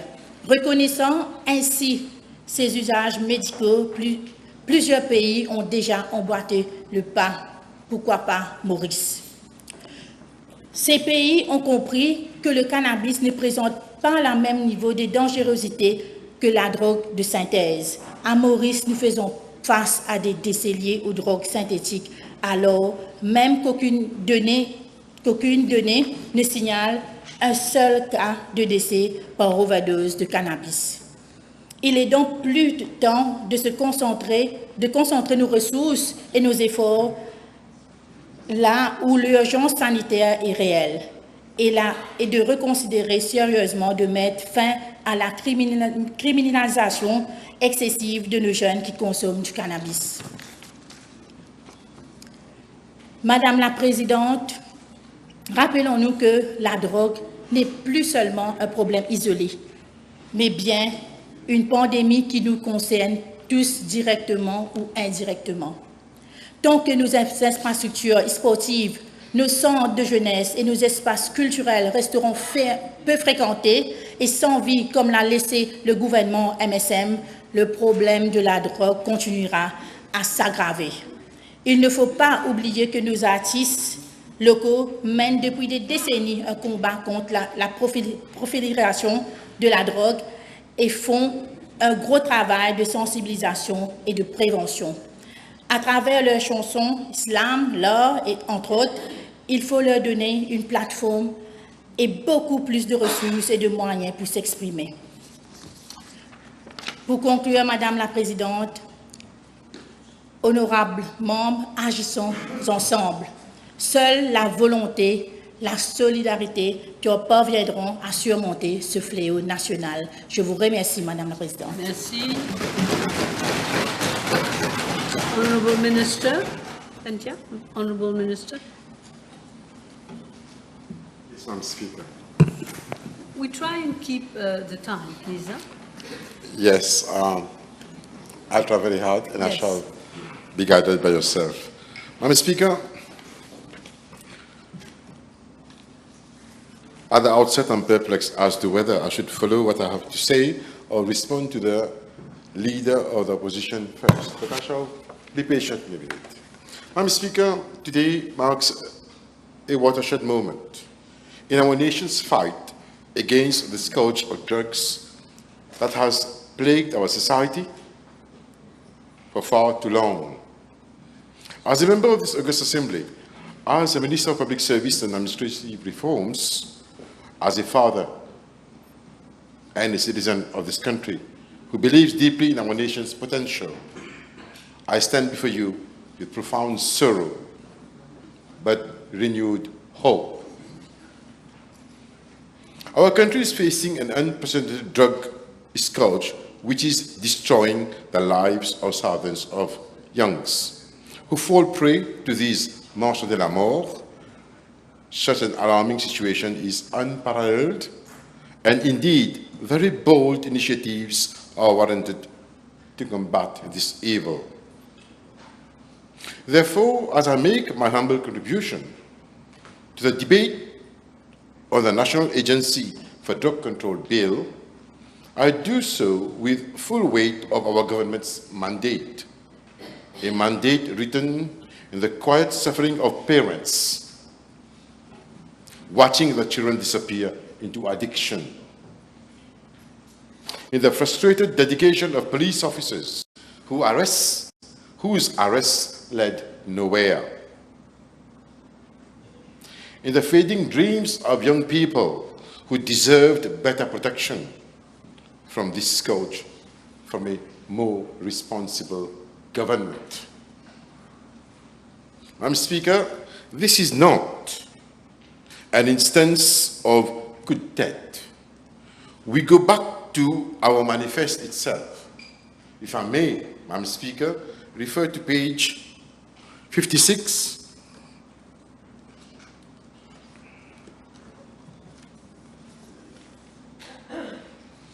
of our manifest.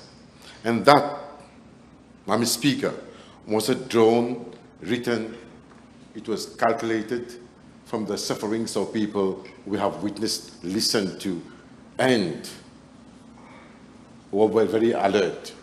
We write at page 56, aucun Mauricien ne dira qu'il y a moins de drogue dans le pays depuis l'ascension au pouvoir du précédent gouvernement.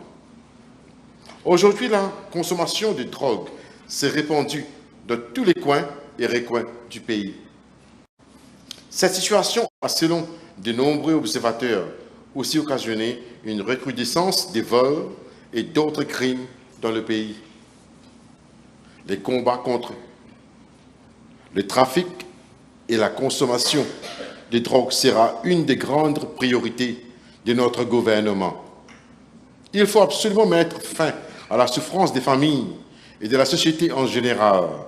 Ces combats, sans relâche, sera accompagné d'une politique d'aide à l'élimination de la dépendance sur les drogues, néfaste à la société, à la santé de nos jeunes et à leur avenir. Madam Speaker, we started there and then, while we started our fight against an irresponsible government taking our youth to the dead end with this evil of drugs. We did not stop there. We go even further. Our government program presented by the President of this country, His Excellency, spoke lengthily, and he went to page 28, paragraph 56, where he mentioned in clear lines the following words, Madam Speaker: the fight against drug trafficking and use will be one of the major priorities of the government. Additional resources will be provided to the police to increase its capacity to deal more efficiently with drug trafficking and related issues. Government will adopt bold measures to end the suffering of families and society in general as a result of the significant increases in drug trafficking over the last few years and the breakdown in law and order.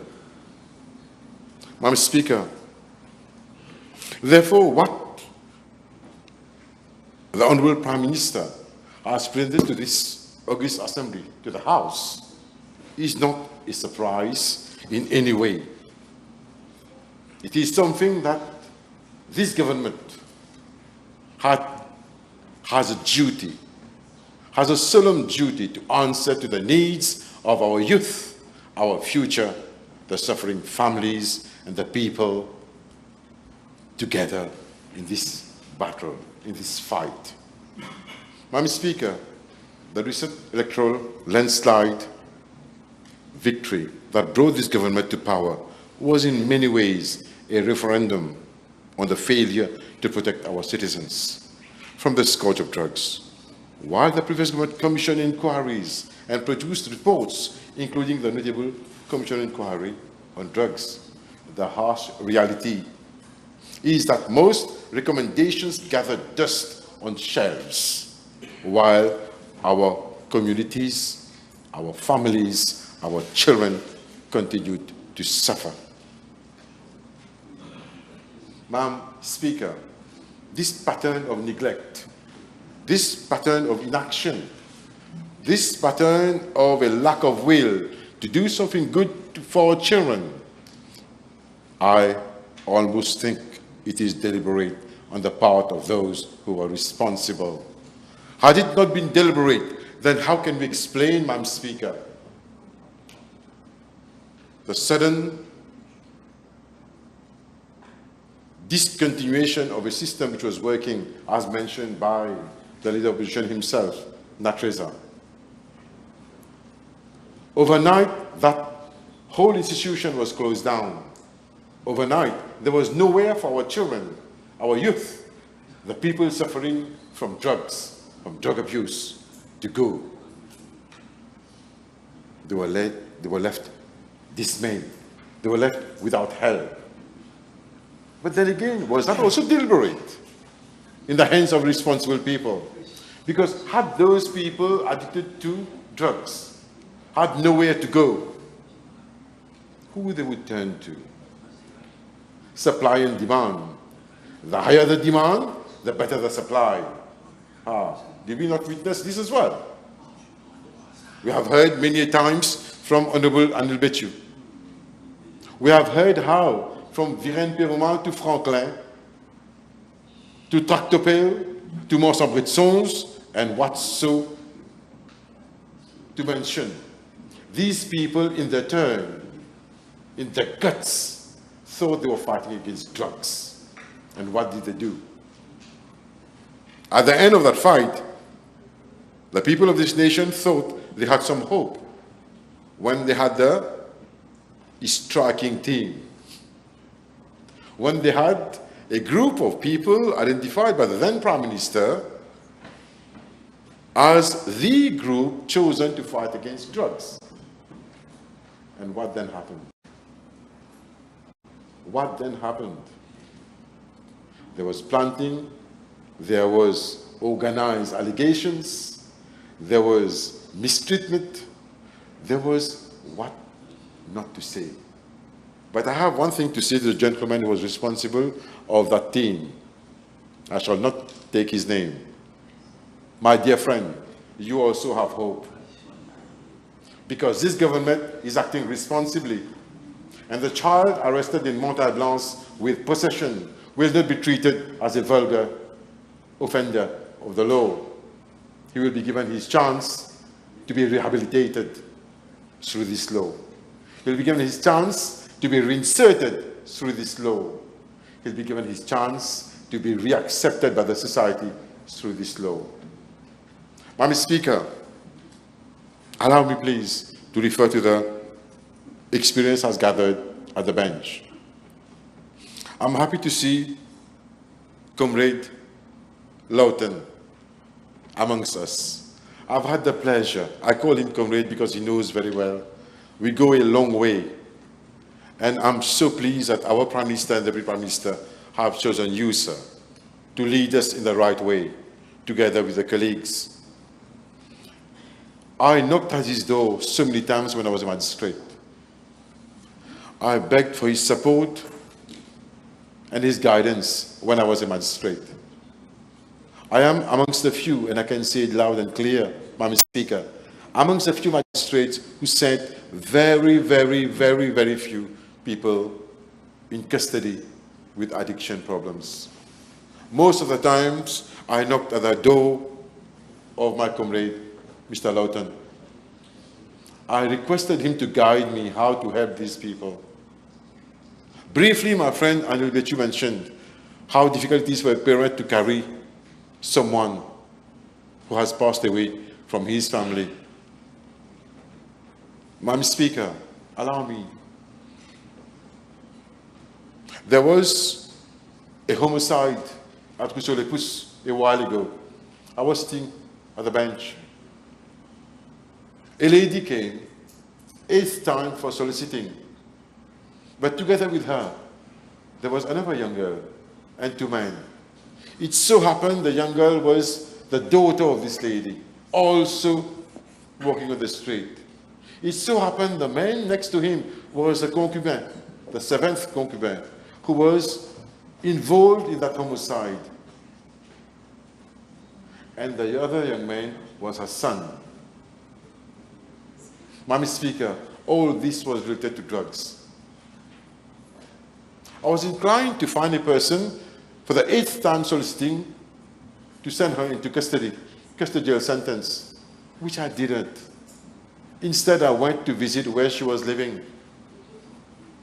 And she was living in Carocalchis. I went there with my jeans and a cap just to see the conditions. I came back. I contacted my friend for rehab. And then I contacted the church for CSO, Community Service Order. I did not send the person to jail.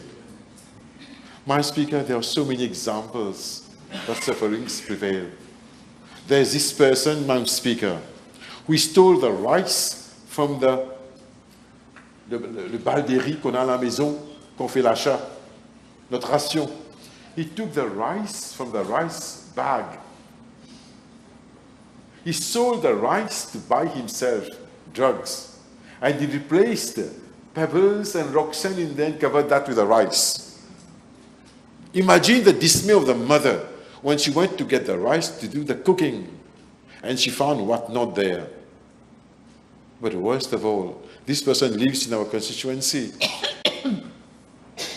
The father came to me to take the person out on bail. And he was so much crying, the only son of the family. He sold the jewelry of the mother that she was given when she was married to the father. He went to steal next door. He was done for PSPN theft. In this background, against these calamities, that this government is taking its responsibility. And yet, the leader of the opposition stands there lecturing what to do and what not to do with the law. I was sitting here patiently waiting. Quand les coudiers pour mettre CWA, papa? I was waiting, Madam Speaker, that he would say something about his expertise, being an engineer, explain to us why this mess is there that we're facing through the Minister of Public Utilities. Instead, he lectures us on something that he doesn't even understand. Should he have understood, for the 10 years he's been sitting in the government, should he have understood the miseries of the families, of the kids, of the society, he should have opened his mouth to his then Prime Minister and said to him, hey, your minister is saying, tempête de vers deux. Your minister is saying, femme not raison. Your minister is talking rubbish because he's inclined to send people suffering from drugs to Brown Seccard, treating them as mad people. Let us open something better equipped, a center to rehabilitate these people. Madam Speaker, you and I come from the same background, we are lawyers. We know that the philosophy, the principle of jurisprudence has taught us about retribution from ages ago. We then moved into rehabilitation. Some jurisdictions have gone into restitution already. I pray that our jurisdiction goes further into redemption. These 3 hours will dictate the future of our youngs, of our people, of the future of our country. In the capable hands of these competent people, we spent a lifetime fighting against the evil side of drug abuse. Allow me, Madam Speaker. Mr. Lawton is a person who didn't see a person abusing drug. He saw his son suffering. He didn't see a person to be sent into custody. He saw a father in need of help to take care of the family. In his own capacity, with his own means, he carried on a battle together with the team.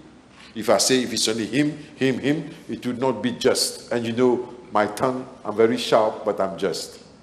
Mr. Lawton, you and your team fought for a battle by yourselves. Address me, please. I am, Madam Speaker. Please. I am, Madam Speaker, pleased to be part of a government who is standing united for the welfare of our children, our country, our future, to give support to such competent people, to provide policy decisions, to provide legal framework, to ensure that there is a one-stop shop somewhere. I don't know which part of the law the leader opposition read to say that this NADC is going to substitute itself to the police or the MOE. I don't know which part of the law he misread or he deliberately, once more, because he's got the viruses of the previous government, to be able to misread and misdo everything. Should he have taken care of to read the plain English? This is one of the pieces of law which I said to the AG earlier on. Well drafted, sharp, clean, clear, and easy to apply. This is a good piece of drafting to make law and legal provisions available to those in need. This piece of law is going to be a symbol in itself to provide our country with hope for the future, Madam Speaker.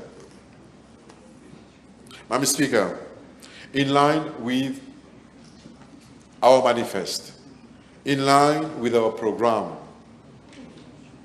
with at heart the future of our youth, the welfare of our country, and our incessant battle fight against the evil of drug, we stand united and we vouch for this bill. I thank you, Madam Speaker. Thank you very much. Ms. Colette. Merci beaucoup, Madame la Présidente. A bridge to the future. Que la République de Maurice soit à nouveau la République de Maurice. Nous avons tous ce souhait et nous pouvons essayer. Madame la Présidente, imaginez un futur où chaque citoyen, où des jeunes des quartiers animés aux parents et grands-parents dévoués vivent dans une communauté protégée des désordres et des ravages des drogues, avec des autorités publiques, des ONG et une société civile activement engagée à la coordination de bonne foi entre eux, avec une gouvernance exemplaire. Imaginez un futur où les vies ne sont plus définies par des dépendances, mais par des opportunités de empowerment, coming clean, staying clean, dans une société saine. Consommons des fruits et légumes et non des drogues illicites. Ce rêve, bien que lointain pour certains, pourrait devenir une réalité grâce à l'introduction du projet de loi sur l'Agence nationale de contrôle des drogues, en version raccourcie, l'ANADEC. Il est clair que parmi les grandes priorités du gouvernement actuel, comme annoncé dans le programme gouvernemental 2025-2029, l'une des priorités majeures de ce gouvernement est la mesure contre ce fléau national qui est le trafic, l'usage et l'abus de drogue. La drogue, Madame la Présidente, est définie dans ce projet de loi comme étant une substance naturelle ou synthétique, licite ou illicite. La lutte contre les drogues à travers la République de Maurice dépasse les simples chiffres et les débats politiques.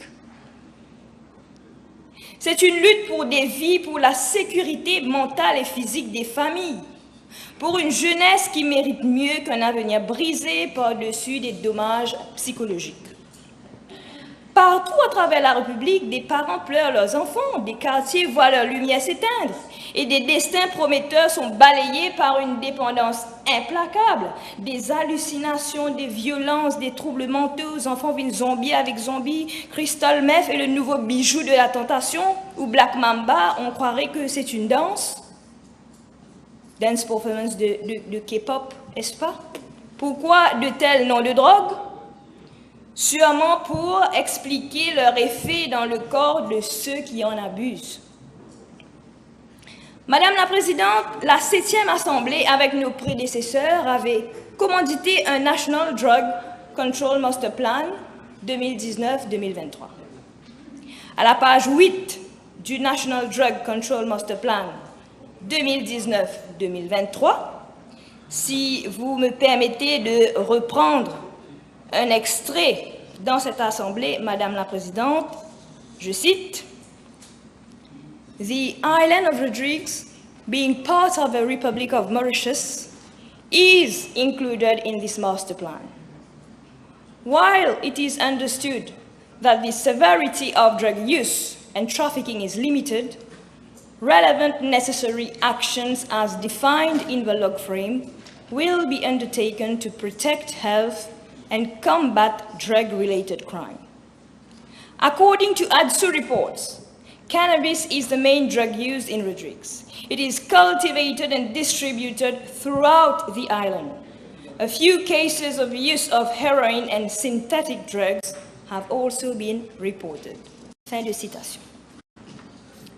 Madame la Présidente, au moment où ce plan directeur était développé pour la période 2019-2023, bien que l'on comprenait que la gravité de la consommation et du trafic de drogue était limitée, on préconisait que les actions nécessaires définies dans le cadre logique allaient être mises en œuvre pour protéger la santé et lutter contre la criminalité liée aux drogues. Selon les rapports de l'ADSU de l'époque, le cannabis était la principale drogue consommée à Rodrigue. Il était cultivé et distribué à travers l'île. Quelques cas de consommation d'héroïne et de drogues synthétiques étaient également signalés. À la page 13 de ce plan directeur, on voit le tableau 5 affichant « Arrests for drug offenses in Rodrigues in 2017 and 2018 ». En moyenne, une soixantaine d'hommes, 4 femmes et 2 jeunes avaient été arrêtés pour des délits liés aux drogues. Cette assemblée constaterait, Madame la Présidente, que Rodrigue, longtemps vierge et préservé, Rodrigue sent désormais le poids d'une autre réalité. Et chaque jour, la détresse grandit. Les statistiques à ce jour sont alarmantes. Nous ne pouvons plus détourner le regard. Plusieurs villages bien fréquentés, des écoles, plus précisément 2 collèges pour le moment, et plusieurs familles sont touchées par les fléaux de la drogue et les conséquences directes et indirectes. Les dealers, les marchands de drogue s'infiltrent. La consommation et l'abus de drogue augmentent. Les autorités publiques, les ONG ont des difficultés de coordination soutenues entre eux pour lutter contre cela efficacement. Certains ONG, tels Crack Antidrogue, figurent comme associations engagées activement dans la prévention. Le soutien des psychiatres, psychologues et éducateurs dans les écoles, je pense, reste prépondérant. J'apprécie beaucoup les films d'horreur avec zombies, Madame la Présidente. Toutefois, moi, et je pense cette Assemblée aussi, avec nos collègues, nous ne souhaitons pas voir des transformations en zombies dans nos îles. Nous ne voulons pas de cartels contrôlant les marchés illégaux. Nous ne voulons pas de Martin criant polico-crapaud quand il y a des landings. Nous ne voulons pas de décès dus à des overdoses. Nous ne voulons pas de récidive de ceux ayant déjà été dans l'hyène. Nous souhaitons protéger notre peuple et garantir la sécurité de nos familles. Le projet de loi sur l'Agence nationale de contrôle des drogues, Madame la Présidente, incarne une réponse, un espoir, une main tendue à ceux qui sombrent dans le silence de la tentation de trafiquer, dans la tentation de consommer les drogues et bien sûr l'addiction. Avec un représentant de Rodrigue, cette loi marque un tournant, un engagement vers une approche qui ne se limite pas à punir, mais cherche plutôt à guérir et à reconstruire. À prévenir, le dit bien ce dicton, mieux vaut prévenir que guérir. Et je pense, Madame la Présidente, qu'il s'agit d'un signal fort, celui d'une société qui refuse d'abandonner ses citoyens à leur sort.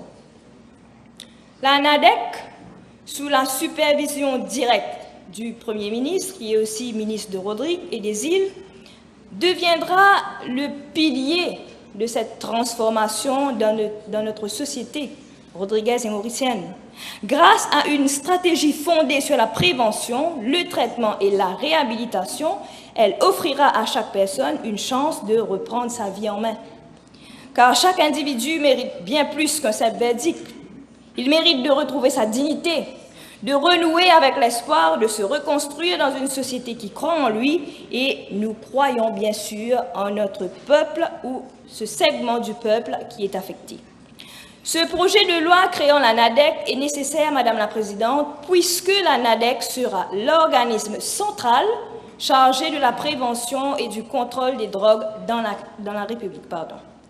La NADEC aura des responsabilités élargies, avec des pouvoirs plus vastes que ceux de l'ancienne NATRESA, c'est sûr. Et la NADEC sera gérée par un conseil. La NADEC, certainement, aura peut-être à débattre de mesures pour ou contre la dépénalisation, entre autres. Et je vois qu'avec la création de la NADEC, l'accent est mis sur la prévention de la consommation des drogues, la coordination du traitement, de la réhabilitation et de la réintégration sociale et des stratégies de réduction de risques pour limiter les conséquences sanitaires et sociales, y compris la prévention des maladies transmissibles telles le VIH-Sida et l'hépatite C. Toutefois, Madame la Présidente, nous ne pouvons pas nous contenter d'une initiative inachevée. Nous devons l'adapter, la renforcer, l'améliorer pour qu'elle puisse réellement changer des vies malgré les ressources limitées compte tenu de l'état de notre économie et bien sûr peut-être un manque d'expertise et de techniciens formés dans ces domaines. À travers le monde, des programmes similaires ont connu des succès et des échecs. Certains ont permis une meilleure coordination et un accompagnement humain, tandis que d'autres se sont enlisés dans une bureaucratie pesante où on négligeait l'aspect social du combat. La République de Maurice, elle, doit tirer les leçons de ces expériences et veiller à ce que ce projet de loi soit porté par une gouvernance solide, une transparence sans faille et un engagement profond de la société civile. Pour que cette réforme soit véritablement efficace, il est essentiel de mettre en place des mécanismes de suivi accessibles à tous, de favoriser des partenariats internationaux et d'assurer une formation rigoureuse des professionnels qui y sont impliqués. Surtout, nous devons faire de cette lutte un combat collectif, Madame la Présidente, car aucune loi, aussi bien pensée soit-elle, ne peut fonctionner sans l'implication des citoyens, des communautés, des familles, en gros, du peuple. Nous sommes à un tournant, nous avons l'occasion de prouver que nous sommes capables de nous unir pour offrir à notre peuple un avenir qui ne soit pas marqué par l'angoisse et la souffrance liée directement ou indirectement aux drogues. Ce projet n'est pas seulement une réponse politique, c'est un appel à la solidarité, un cri du cœur pour que nous ne perdions plus personne dans l'oubli. Chaque vie compte, Madame la Présidente, chaque individu mérite une seconde chance, Ensemble, avec détermination et humanité, le peuple peut et doit être plus fort que ce fléau national. Et aujourd'hui, nous avons la responsabilité de faire en sorte que cette promesse devienne une réalité. Et pour ces raisons, Madame la Présidente, au nom du peuple, j'accueille favorablement ce projet de loi. Merci. Je vous remercie. Monsieur le ministre Boudel. Madam Speaker, I have listened very intently to all speeches, and of course, I've paid particular attention to the speech delivered by the Honorable Prime Minister. His speech was poignant and very powerful. And he has conveyed a message loud and clear. And the underlying theme of his speech is support that we have to dispense to those who are victims of this scourge. But we want to wage an intensive war on those who are drug traffickers. And when I listened to the speech delivered by the Prime Minister, the underlying theme and the message that has been conveyed is bio-psycho-social problem. And we have to address these problems. This is not only the responsibility of a responsible government, but it is the responsibility of the nation, and the nation has to arise awake and stop not till we defeat those who are killers of our children. And we have to stand up, put up a common front, and say no to those who are doing harm to our children. We have to make the difference, and to make the difference, the nation has to come together. There should be no fear. There should be no prejudice. But as a nation, we have to stand up. The message is not only being conveyed here, but it has to be heard loud and clear by one and all. I feel sorry that the leader of the opposition has chosen to make an exit. I won't say whether it's a dishonorable exit, but he has chosen to leave the room. And more so when we are discussing an issue that cut across political differences. But of course, what had to be said had to be said.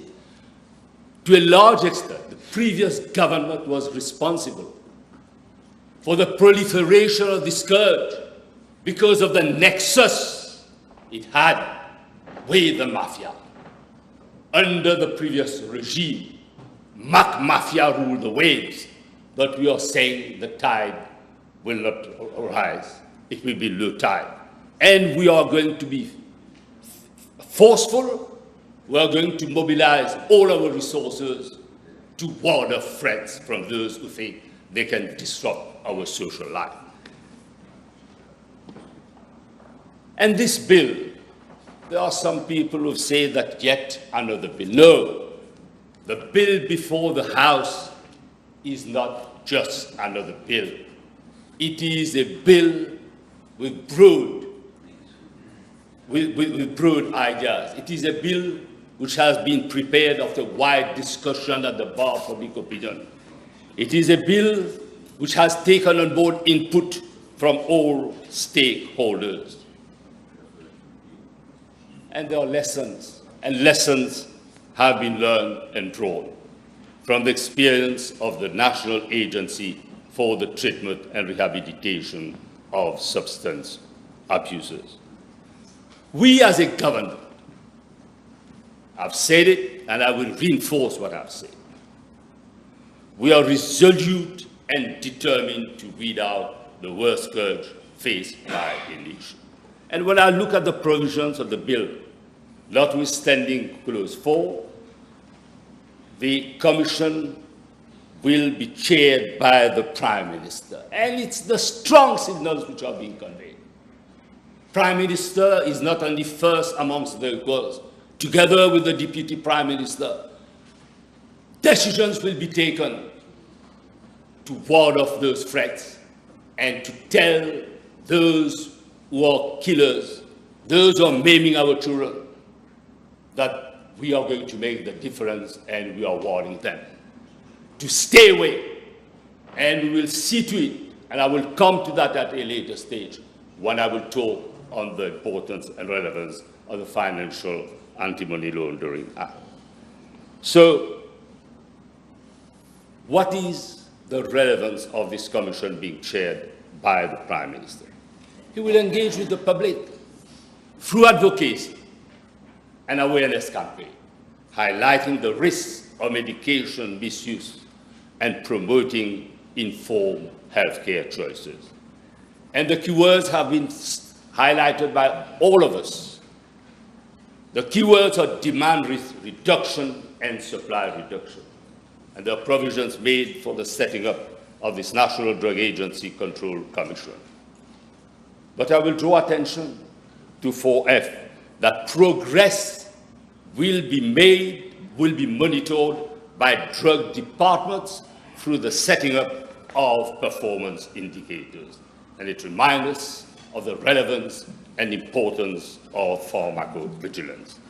I will come to section 8.1a, subsection 2, 1a, 2, where it is stated unequivocally that for the National Agency for Drug Control to attain its objective, and I quote, it shall coordinate and facilitate efforts at national level toward the implementation of National Drug Control Master Plan and the National Action Plan for HIV and AIDS and any other drug control strategy.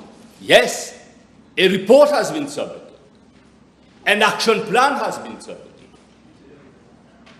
But if there was seriousness of purpose, if there was willingness on the part of the previous government to be aggressive, to wage war intensively against the mafia, against the drug traffickers, they would have set this action plan to the different ministries. That plan would have been costed.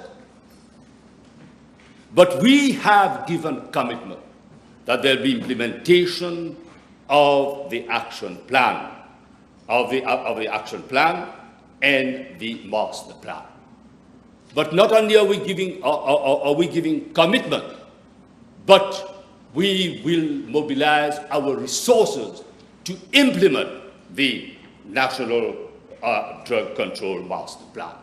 There is seriousness of purpose, and Prime Minister has seen to it that there are provisions in in the bill in relation to action plan and national drug control master plan.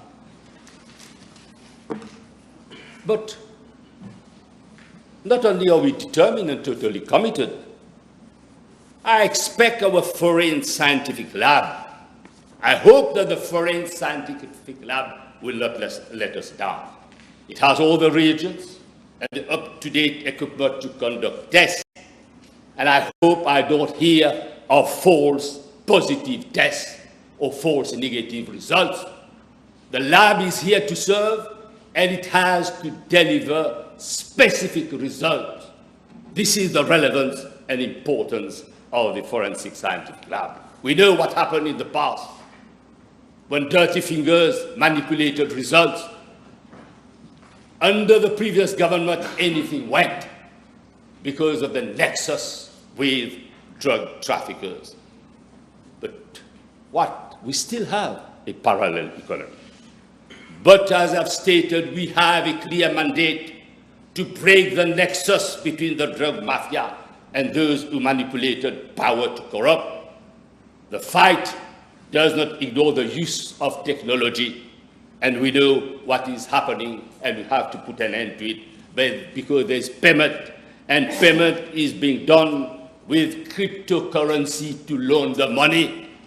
This is how payment is being effected.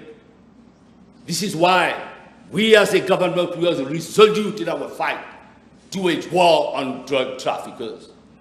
We are determined. We have the will and we have the political will. This is the will of the L'Alliance du Changement. And as we say, the only factor in life which made constant is change. And there will be fundamental change in relation to the war that we are waging on drug traffickers. And this parallel economy, Madam Speaker, has flourished with the complicity and duplicity of the MSM regime. Why did the former Prime Minister fail to depose before the Commission of Inquiry chaired by former Justice Lam Shanid? I deposed as a responsible politician and spoke fearlessly because you have to put the safety of our kids, of our people first. They are our best assets. Findings of the report were damning against the MSM MPs and lawyers close to them. And this has been stated and canvassed fully, but I won't come back to it. But let me say, unfortunately, the previous government did not learn any lessons. I'm not going to highlight what my good friend, Honorable Bechu, has stated in relation to the famous rave party during the peak of COVID in a sachet in the vicinity of Ganga Talao. And this was a scandal of epic proportion. Drugs were freely circulated in the vicinity of Ganga Talao. Madam Speaker, I mentioned earlier, and I refer to FIAMLA. FIAMLA prevents drugs money from being rinsed, from being dried, and from being spin-dried. But we have to follow the trail, and we have to beat the traffickers who are laundering dirty money.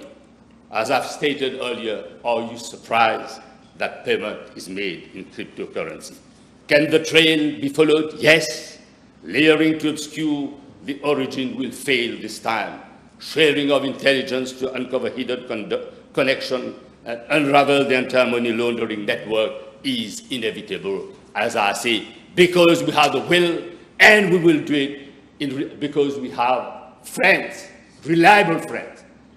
We have traditional partners who are willing to be together with us, because our fight is the fight, and we have to see to it that we deliver on promises made. But unlike the previous government, we are not looking into the eyes for certificate of merit to be issued. This is over. First, we have to know who the client is, and we have to understand the very meaning of diligence. The narco traffickers, as I've said, are still there, although some are on the run and operate under cover. But there is still, as I've said, an inherent fear. And I know of teachers who shake in their boots and turn a blind eye, yet they have to put their best endeavor to protect our kids. Today it is sad when you see, when you hear, and I've seen young kids who are drug pushers and walking with bundles of paper money. Madam Speaker, as I've said, we are not going to retreat nor surrender, whether the war will be fought in land or at sea. The National Park Conservation Service, the Forestry Division, together with Custom, CCIB, ADSU, National Coast Guard, MRA, have to act collectively to wage war on drug barons. And we have to be mindful of transshipment at sea. I have impressed upon ministers when I attended the meeting in Royal Island that we should have a strong regional plan for control and monitoring of transshipment of fish and drugs. Sometimes drugs are hidden in the bellies of fish. Monitoring, close surveillance, and use of helicopters, drones, and AI is becoming a common feature. Copernicus and other satellite agencies can say with precision the location of fish trawlers sometimes involved in drug trafficking, even if control, monitoring and surveillance is switched off. The Canal of Mozambique, Madam Speaker, is known for all illegal transactions. Illegal, unreported, and unregulated transshipment of IUU and also of drugs. Madam Speaker, we have a vast exclusive economic zone. And we compute the total EZ of Comores, Mauritius, Madagascar, Réunion, and Seychelles. It's about 10% of the Indian Ocean. That is 7.3 million square kilometers. And it is not easy to exercise proper control, monitoring, and surveillance. But with the support of EU and French government, surveillance program to combat IUU and drug trafficking is becoming effective. Our National Coast Guard has to be reinforced, and the Quad and the French Armory base in Réunion certainly are strong allies. And India tilts the balance with information that it relays to us. Madam Speaker, the sentences have to be harsh, and the specialized police force has to undergo proper training. But the police has to make sure that those who are on conditional bail do not run drug rings. Hardcore traffickers are likely to be on conditional bail. However, there are cases of alleged traffickers on bail.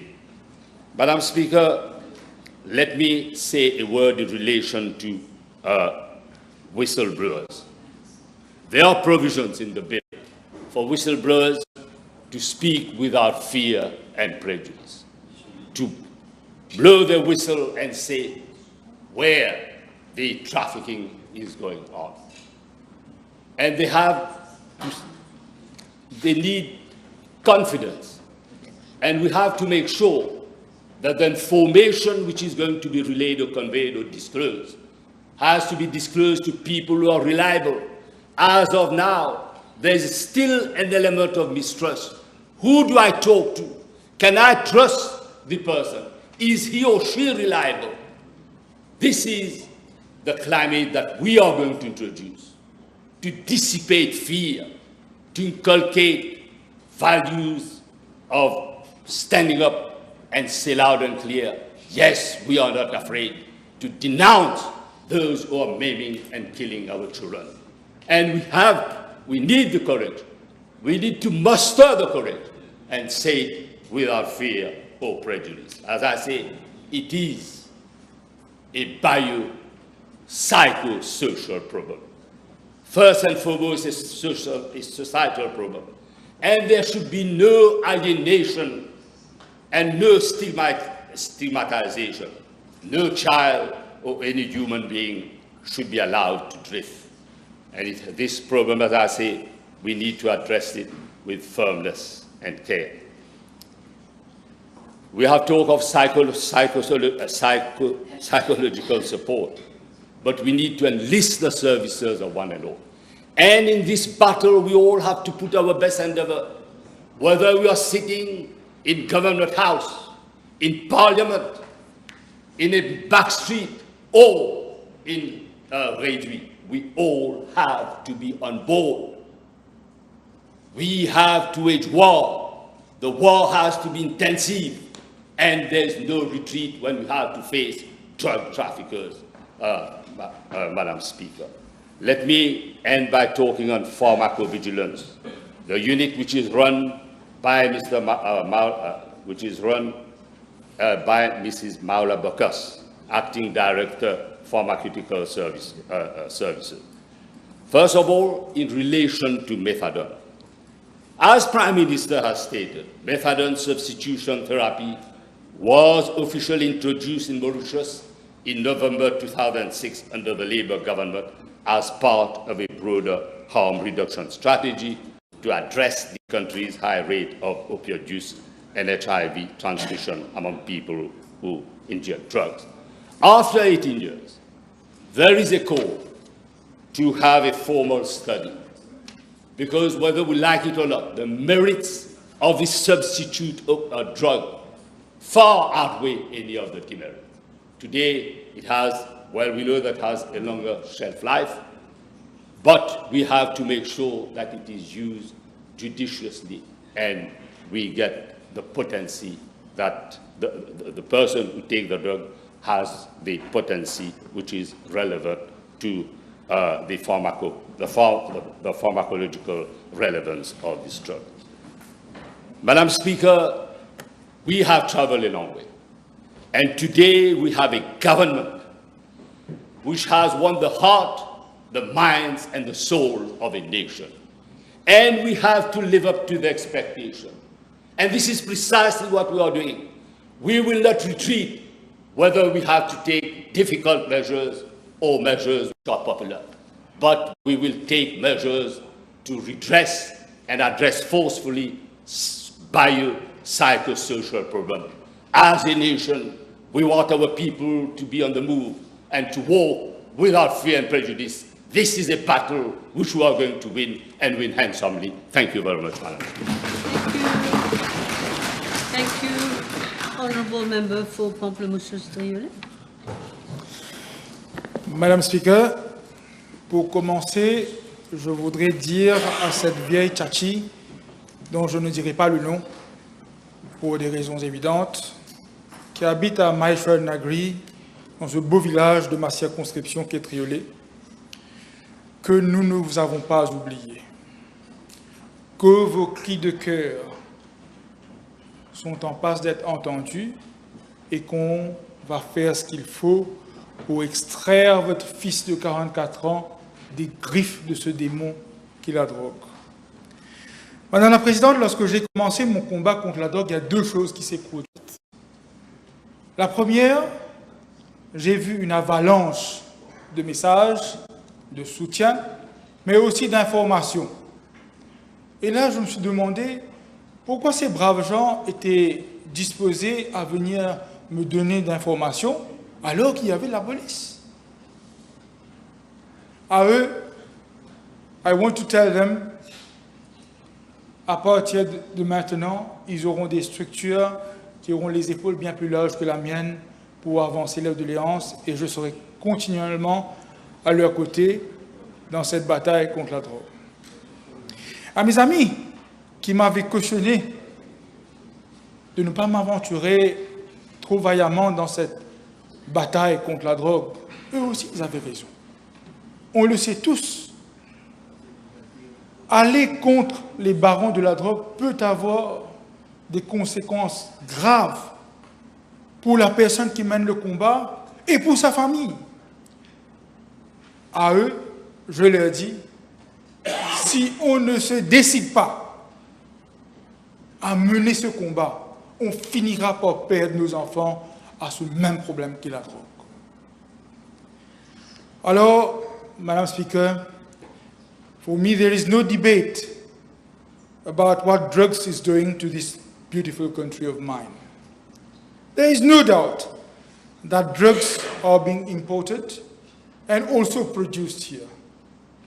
C'est évident that political will to curb this problem was non-existent until we came into power.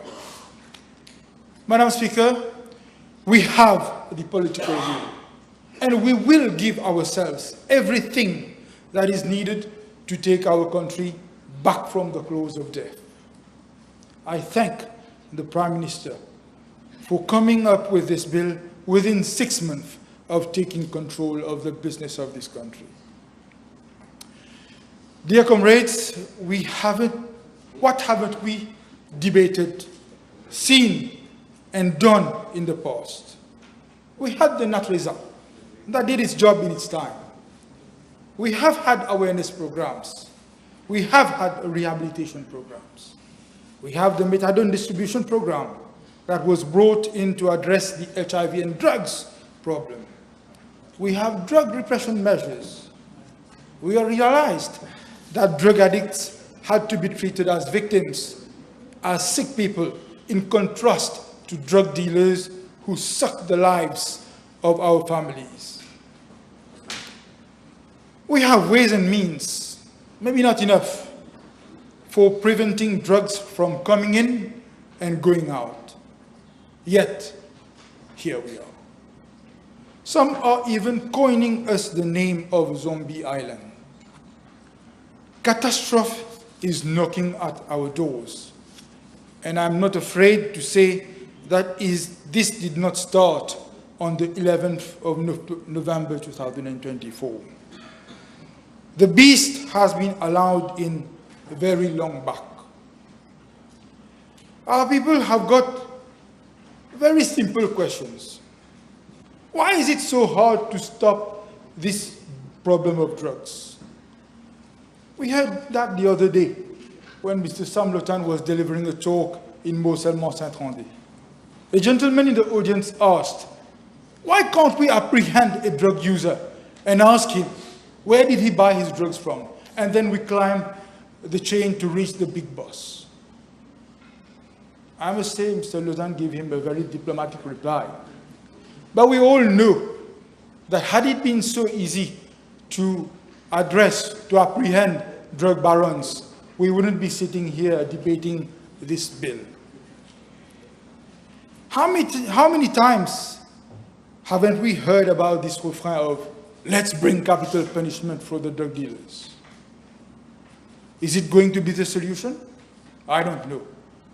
We have seen countries that have introduced or maintained capital punishment, but haven't seen a great decrease in the problem of drugs.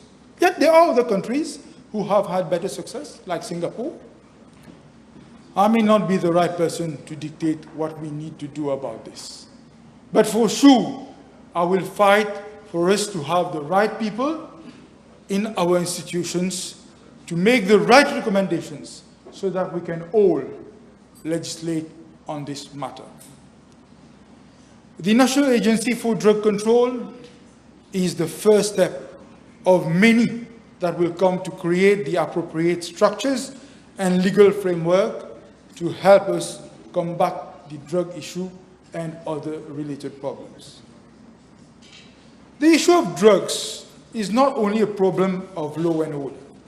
It is also a social issue, which in my opinion is the main issue, as it tears down families. It robs our very capable youth of their future and stigmatizes them for the rest of their lives. It is also a painful economic problem. It may sound foolish, but haven't we seen bus drivers putting at risk the lives of their passengers? Oh, just being immobilized in the middle of the road whilst they are in trance under the effect of drugs. Haven't we seen people zombified on their motorbikes in broad daylight? It seems that drugs is not something that addicts are hiding anymore, but it is in fact about enslavement, where they have no choice over what they are doing. Having no choice is not a choice. This is the pledge we have taken, to put choice back in the hands of the people, be it in terms of our economy, our health, or social tissue.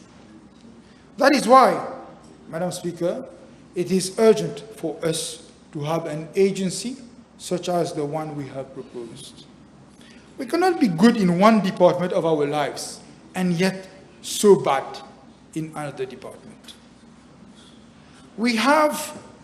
That is why it has become important for us to have a modern agency that will not sit as a toothless bulldog, but will have the relevant powers to look at the problem with a holistic view, to take action in all directions that are required to address the problem.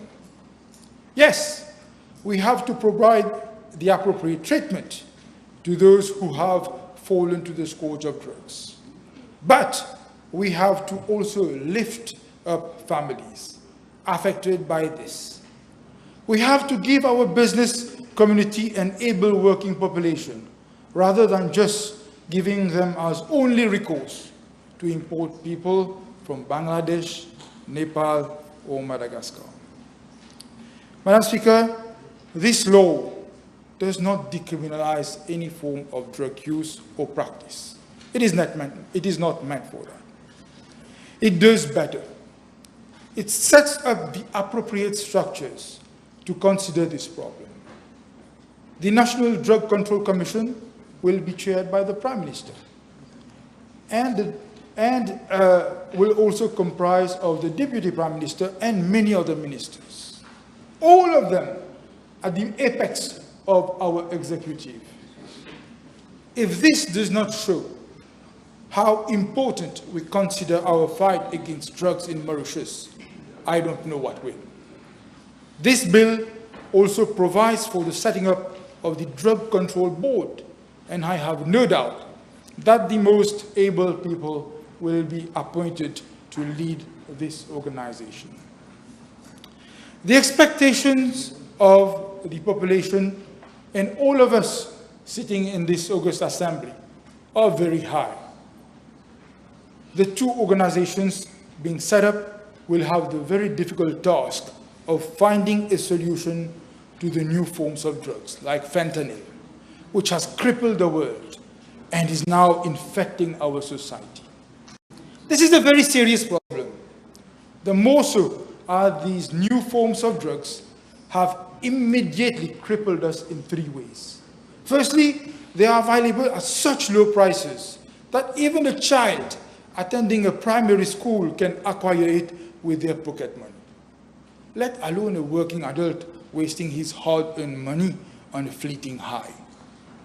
Secondly, these new drugs have also meant that measures like legalizing recreational cannabis would be of no use, as the users of these synthetic drugs cannot use cannabis as a substitute.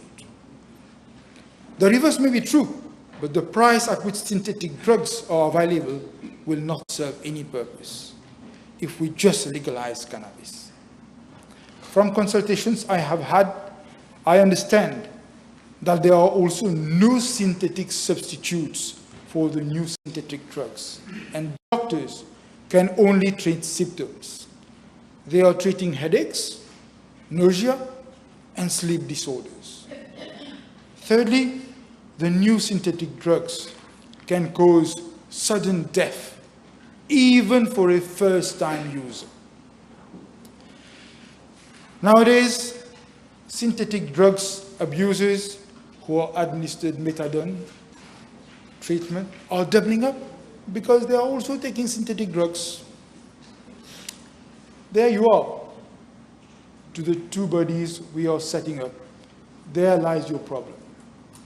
The problem is a big one and is dynamic. This conclusion seems to echo that we don't have a solution for drug abusers. Indeed, we don't have a magic wand, and there lies the problem. Mais on ne va pas rester les bras croisés. S'il y a une chose, et qu'une seule, qu'on pourrait réaliser jusqu'à la fin de ce mandat, ce serait de redonner le sourire à ces familles perdues à la drogue. Pour conclure, Madame la Présidente, je sais que cette famille de Pointe-au-Piment, qui, ayant perdu un neveu à la drogue, nous écoute ce soir. Cette famille, unanimement, n'avait qu'une demande à nous formuler, celle de casser les reins des barons de la drogue. À eux, je voudrais leur dire, voici le premier pas. Madame la Présidente, j'ai dit. Merci beaucoup. Ms. Baburam, this will be the last speech before we break. Huh? Madam Speaker, it is with a deep sense of responsibility, but also with great hope that I rise today to contribute to the debate on the National Agency for Drug Control Bill.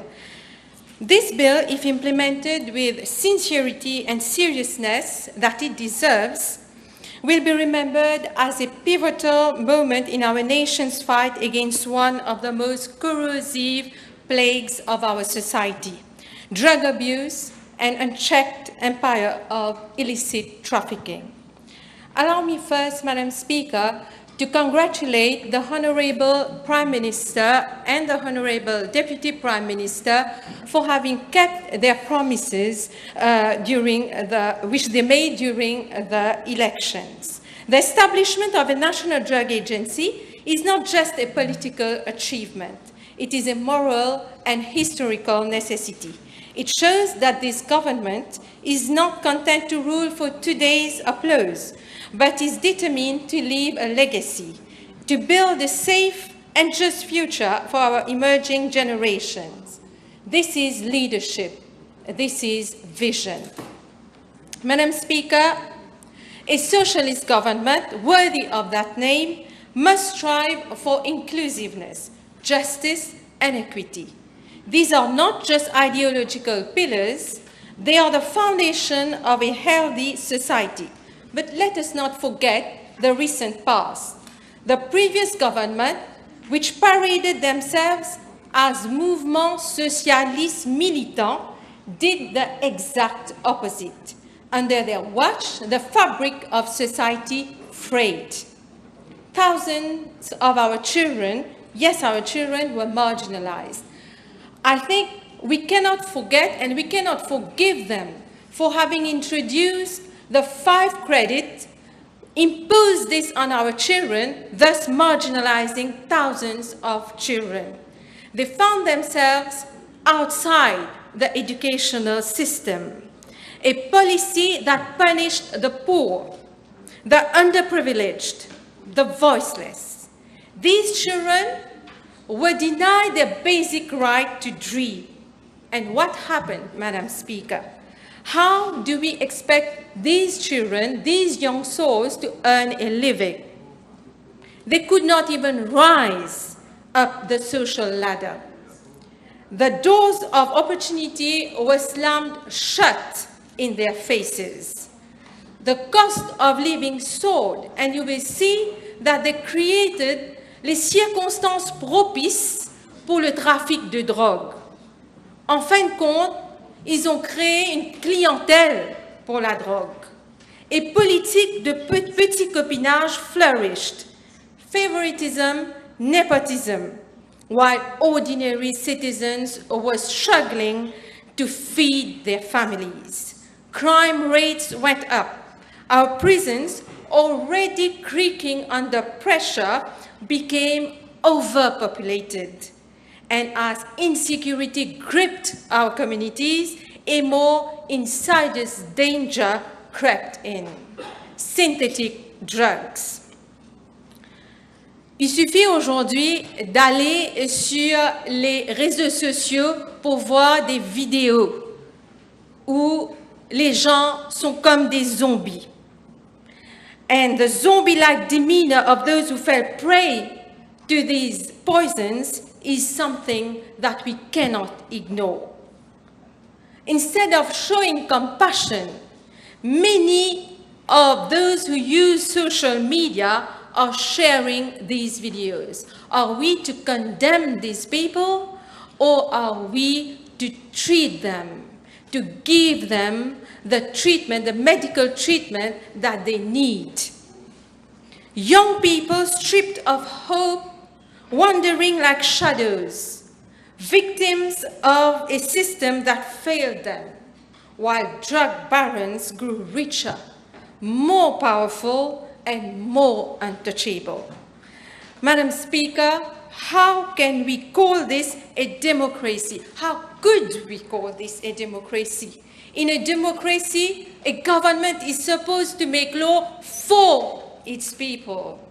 But they made law, such as the 5 credits, to impose this on the children so that they could be marginalized and finally become clients for drug.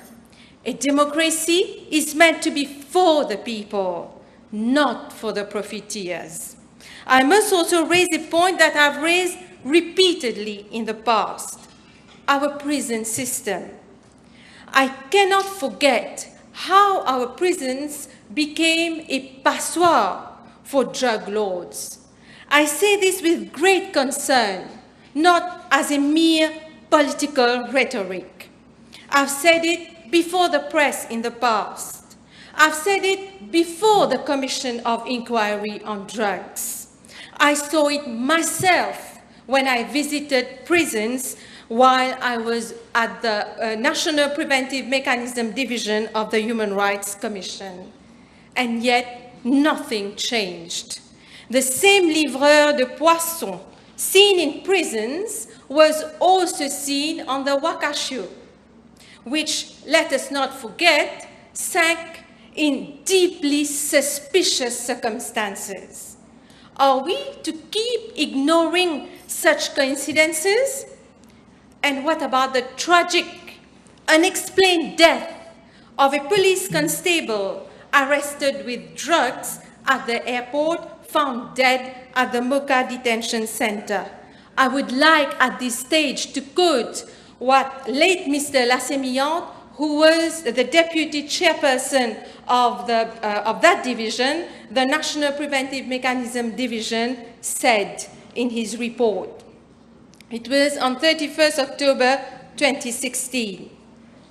These are extracts. The detainee was posted in cell number 14 where the CCTV camera did not work. During my visit, it was reported that the detainee hanged himself by using a towel attached to a tap situated at 3 feet above ground level. This death is suspect. It is difficult for a man of medium height to hang himself with an object situated at merely 3 feet from ground level. We noted that in some cells of the detention center, the CCTV camera system was working. Yet, the accused in an important drugs importation case is detained in one of the cells which cannot be supervised by the CCTV camera, end of quote. This is not just suspicious, this is outrageous.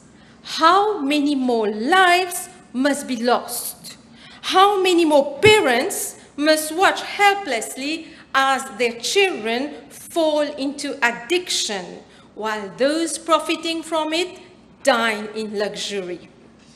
This is why, Madam Speaker, this bill is more than just a legal framework. It is a moral reckoning. I truly trust that this National Agency for Drug Control will be the institution we need to attack this scourge from its roots. We cannot afford to leave the future of our youth in the hands of mafias, cartels, or corrupt networks. Let us empower this agency to act independently without fear or favor. Let it operate free from political interference. Let it have the resources and the mandate to break down the criminal empires that have long held this country hostage. Because today, Madam Speaker, we have something rare and powerful. We have hope. Hope for a society where no child is left behind. Hope for a future where prisons are not schools of crime, but institutions of reform. Hope for a nation where drug dealers are in jail and not in government contracts. Hope for a Mauritius that belongs to its people again. Let us not squander this opportunity. Let us pass this bill with the seriousness and the unity it deserves. Let history record that we stood on the right side, that when the tide turned, we chose justice, we chose life, we chose our children. Thank you, Madam Speaker. Honourable members, I suspend the sitting for 1 hour.